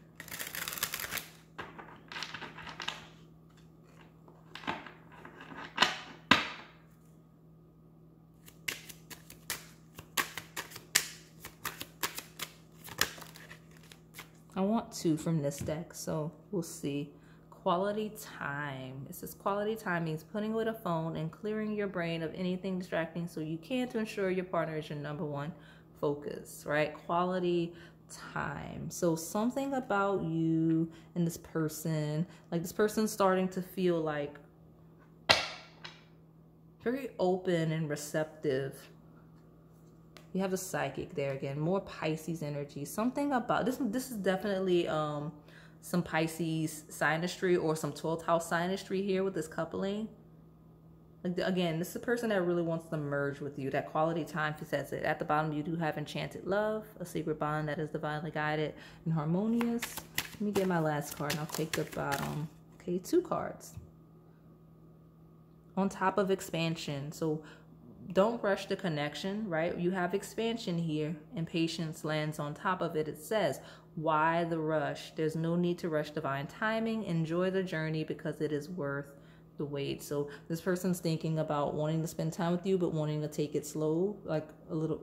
They're trying to practice patience, or they're hoping that you practice patience. You have a new chapter, which says a fresh start is always good for everyone. Doors are opening for this new phase within your love life. So there's a new era, that is on the horizon. Not quite yet, but it's coming where with your person, a new chapter. So could be an evolution, like could be you two kind of having a heart-to-heart conversation, you working on yourself, them working on themselves, you two spending time together and slowly getting to know each other before you step into a new chapter of whatever it is, because it's varying stages. I'm reading it from like a brand new perspective, like a new chapter of now you're official, but it could be spending more time together, slowing your roll. Even if you're like engaged, like we don't have to get married right away. Let's take our time, finish getting to know each other, learning and developing more patience for one another before we jump the broom, right? That's a thing, okay? Love language. Learning and understanding each other's love languages are essential to meet each other's emotional needs. Exactly. Quality time and patience, getting to know each other. So it doesn't matter at what stage of the connection you two are. There's some issues with understanding one another's love languages and meeting each other's emotional needs, okay? So again, learning and understanding each other's love languages are essential to meet each other's emotional needs. You two have to do some work on that love language. And this person is aware of it. They're thinking about that, of how to meet you where you are and allowing you to meet them where they are, okay? But it's going to take patience and quality time because, you know, spending more time together, having more heart-to-heart conversations. Secret admirer here. So somebody here is stuck on you with captured. Social media, I definitely see somebody watching. So this could be, that might be why I'm reading it primarily from a new stage connection. This could be a secret admirer. This could be someone that has not expressed completely how they feel. Or even if they have, it wasn't very clear. Or they did that and ran. You know, that happens in some instances too. So let's see. Flighty, exactly. I said ran, right? Flighty. Definitely was channeling that energy. So let's see. Tell me more about Power 4's person. How are they thinking? How are they feeling this snuggle season? How are you feeling about Power 4? Soulmates. They feel like you're their soulmate, straight up, okay? That's how they feel with the cute little heart hands, okay? That's how they're feeling about you, Power 4. So let me get, I think I'll take 4 from this deck. Shifting gears came out in an earlier pile. Yeah, they feel like you're soulmates and they're shifting gears to get themselves together, okay? Yes, exactly. Yes, the answer is yes. They're working on themselves to be better. Love nest. This is a homebody, right? That's why you got all this Pisces inside introverted energy, because I'm going to read it as introverted energy. Not that Pisces is an introverted energy, but 12th house is within. So I'm going to treat it like that. But love nest, it's the person that wants to be in a house with you. This is a person that thinks about having kids with you. Like when they're thinking of sex, they're thinking about having raw sex in instances where having kids is possible. So like, you be mindful of that. Let's see. But yeah, shifting gears because they know that you're the one, okay? Now, puppy love. It's very early. So it doesn't matter, even if this is a mature couple, even if you've been together years, something about it is very early stage for this person with the puppy love. It's too soon for whatever next step you two are trying to take. Not saying it's not going to happen, it is. But whatever the next step is for you two, doesn't matter the stage. It's not quite yet. It's still early. So enjoy the early fun honeymoon stage, right? Like I'm gonna call this the puppy love, like being infatuated and getting to know each other, wanting to be up under each other. Like that's the stage, okay? Some of you, it's becoming a little too serious too quickly, and it doesn't have to, okay? So let's hop into these erotic-based decks. I'm going to pull 1 from this one that's in my hand, and then I'm going to pull 8 from that last one. And we'll see specifically for you, Power 4, the person's sexual energy towards you. Let's see, pile 4. 2. Okay, that's 2. Okay. Erotic bliss. Exactly. This person just thinks about having all kinds of sex and just orgasms all day. Like, that's how they feel about you. That's what they think. Like, sex is at the top of mind for this person as it relates to you. And they think about pleasuring you and all of the pleasure you two would feel. And they just think about how healing it would be and all of the things, okay? Unrequited desire. Yeah, they don't feel like you want that. Either they're not ready for whatever reason, intimacy, even though they think about it all the time, or they don't feel like you want them, or some of you, they don't feel like they can please you sexually. Okay, that's a fear of theirs. So like, just something about this person and their sexual energy is like, this unrequited desire is very interesting, because they're in their head, they're thinking about sex with you all the time, they're desperately wanting to have sex with you, but for whatever reason they don't feel like you want to have sex with them. Okay, or they don't feel like you are as invested in them as they are you. Charm of simplicity. Yeah, okay, so a lot just came through for that. So sexually, pile 4, your person is not necessarily a kinky type. They're not kinky, right? Very sweet, very loving. They're not kinky. They will be kinky for you if they feel like that's what you want, right? Because they don't want to be rejected. But if they're not really kinky, they're very simple. They like very vanilla sex. Like, in them, it's all about the passion and the merging of souls. With all of this Neptune, 12th house Pisces energy, it's all about merging. This is the person that wants to have like eye contact during sex. They want to dive deeply with you. Like, they want to merge with you. Like, they're thinking erotic bliss. They're thinking about climaxing together, not necessarily the toys and the foreplay, right? Like, they're thinking about just being with you simply and enjoying you. Okay, that's how they're thinking sexually.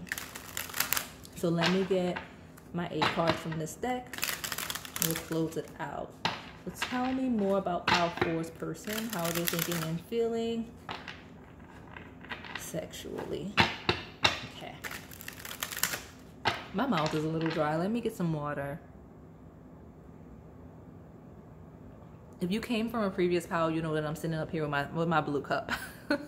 My blue cup of water. That may be a sign for you to take a sip of water. If you're dehydrated, definitely do that, pile 4.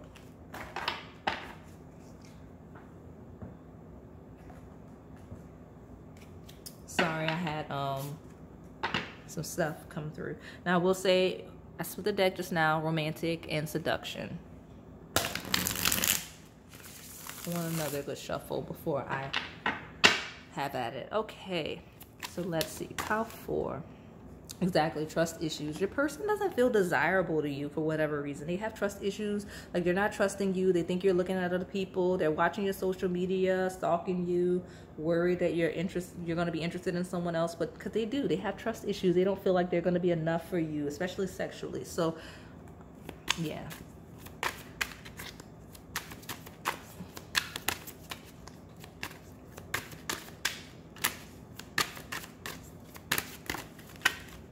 Pile 4, tell me more about pile 4. How's your person thinking and feeling sexually? Okay, let's see what that is. I think I have. No, okay, we'll take, okay.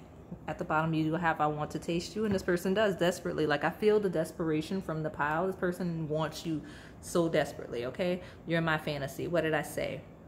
But there's a veil. It's like this person can't see clearly. Like, I feel like a lot of you in pile 4, you're very interested in your person, but your person does not feel that way. So I don't know if you're sending mixed messages or how you're coming across or how you're approaching them, but you're this person's fantasy. They see you as a soulmate twice over, but for whatever reason, they do not feel like you feel the same way. Okay. Let's see. Can't handle you. Again, they're afraid they're not going to be able to satisfy you sexually. So I don't know what your energy is or what your life is or how you portray yourself, pile 4, but this person's thinking that you're going to be a lot for them. They're still wanted, like they're still wanting to try, but they're just very insecure about it. Okay. Orgasmic. Right. Like this person just desperately wants to please you. They just desperately want to take you to your peak. And they will work really hard sexually to do it, right? They're not sure that they can. Like, I don't know where the insecurity is coming from for your person, but I don't know if they're just so in their head that they have this illusion-based perception of you, like with the fantasy and Neptune Pisces. Maybe they're not seeing you clearly. You do have all of the eyes, something about very beautiful eyes. You may have very beautiful eyes to this person, but that's the kind of sex they want to have. They want to have face-to-face sex. Notice that these are all faces, right? Face-to-face. They want to look into your eyes as they make love to you to orgasm, okay? That is what this person's thinking about.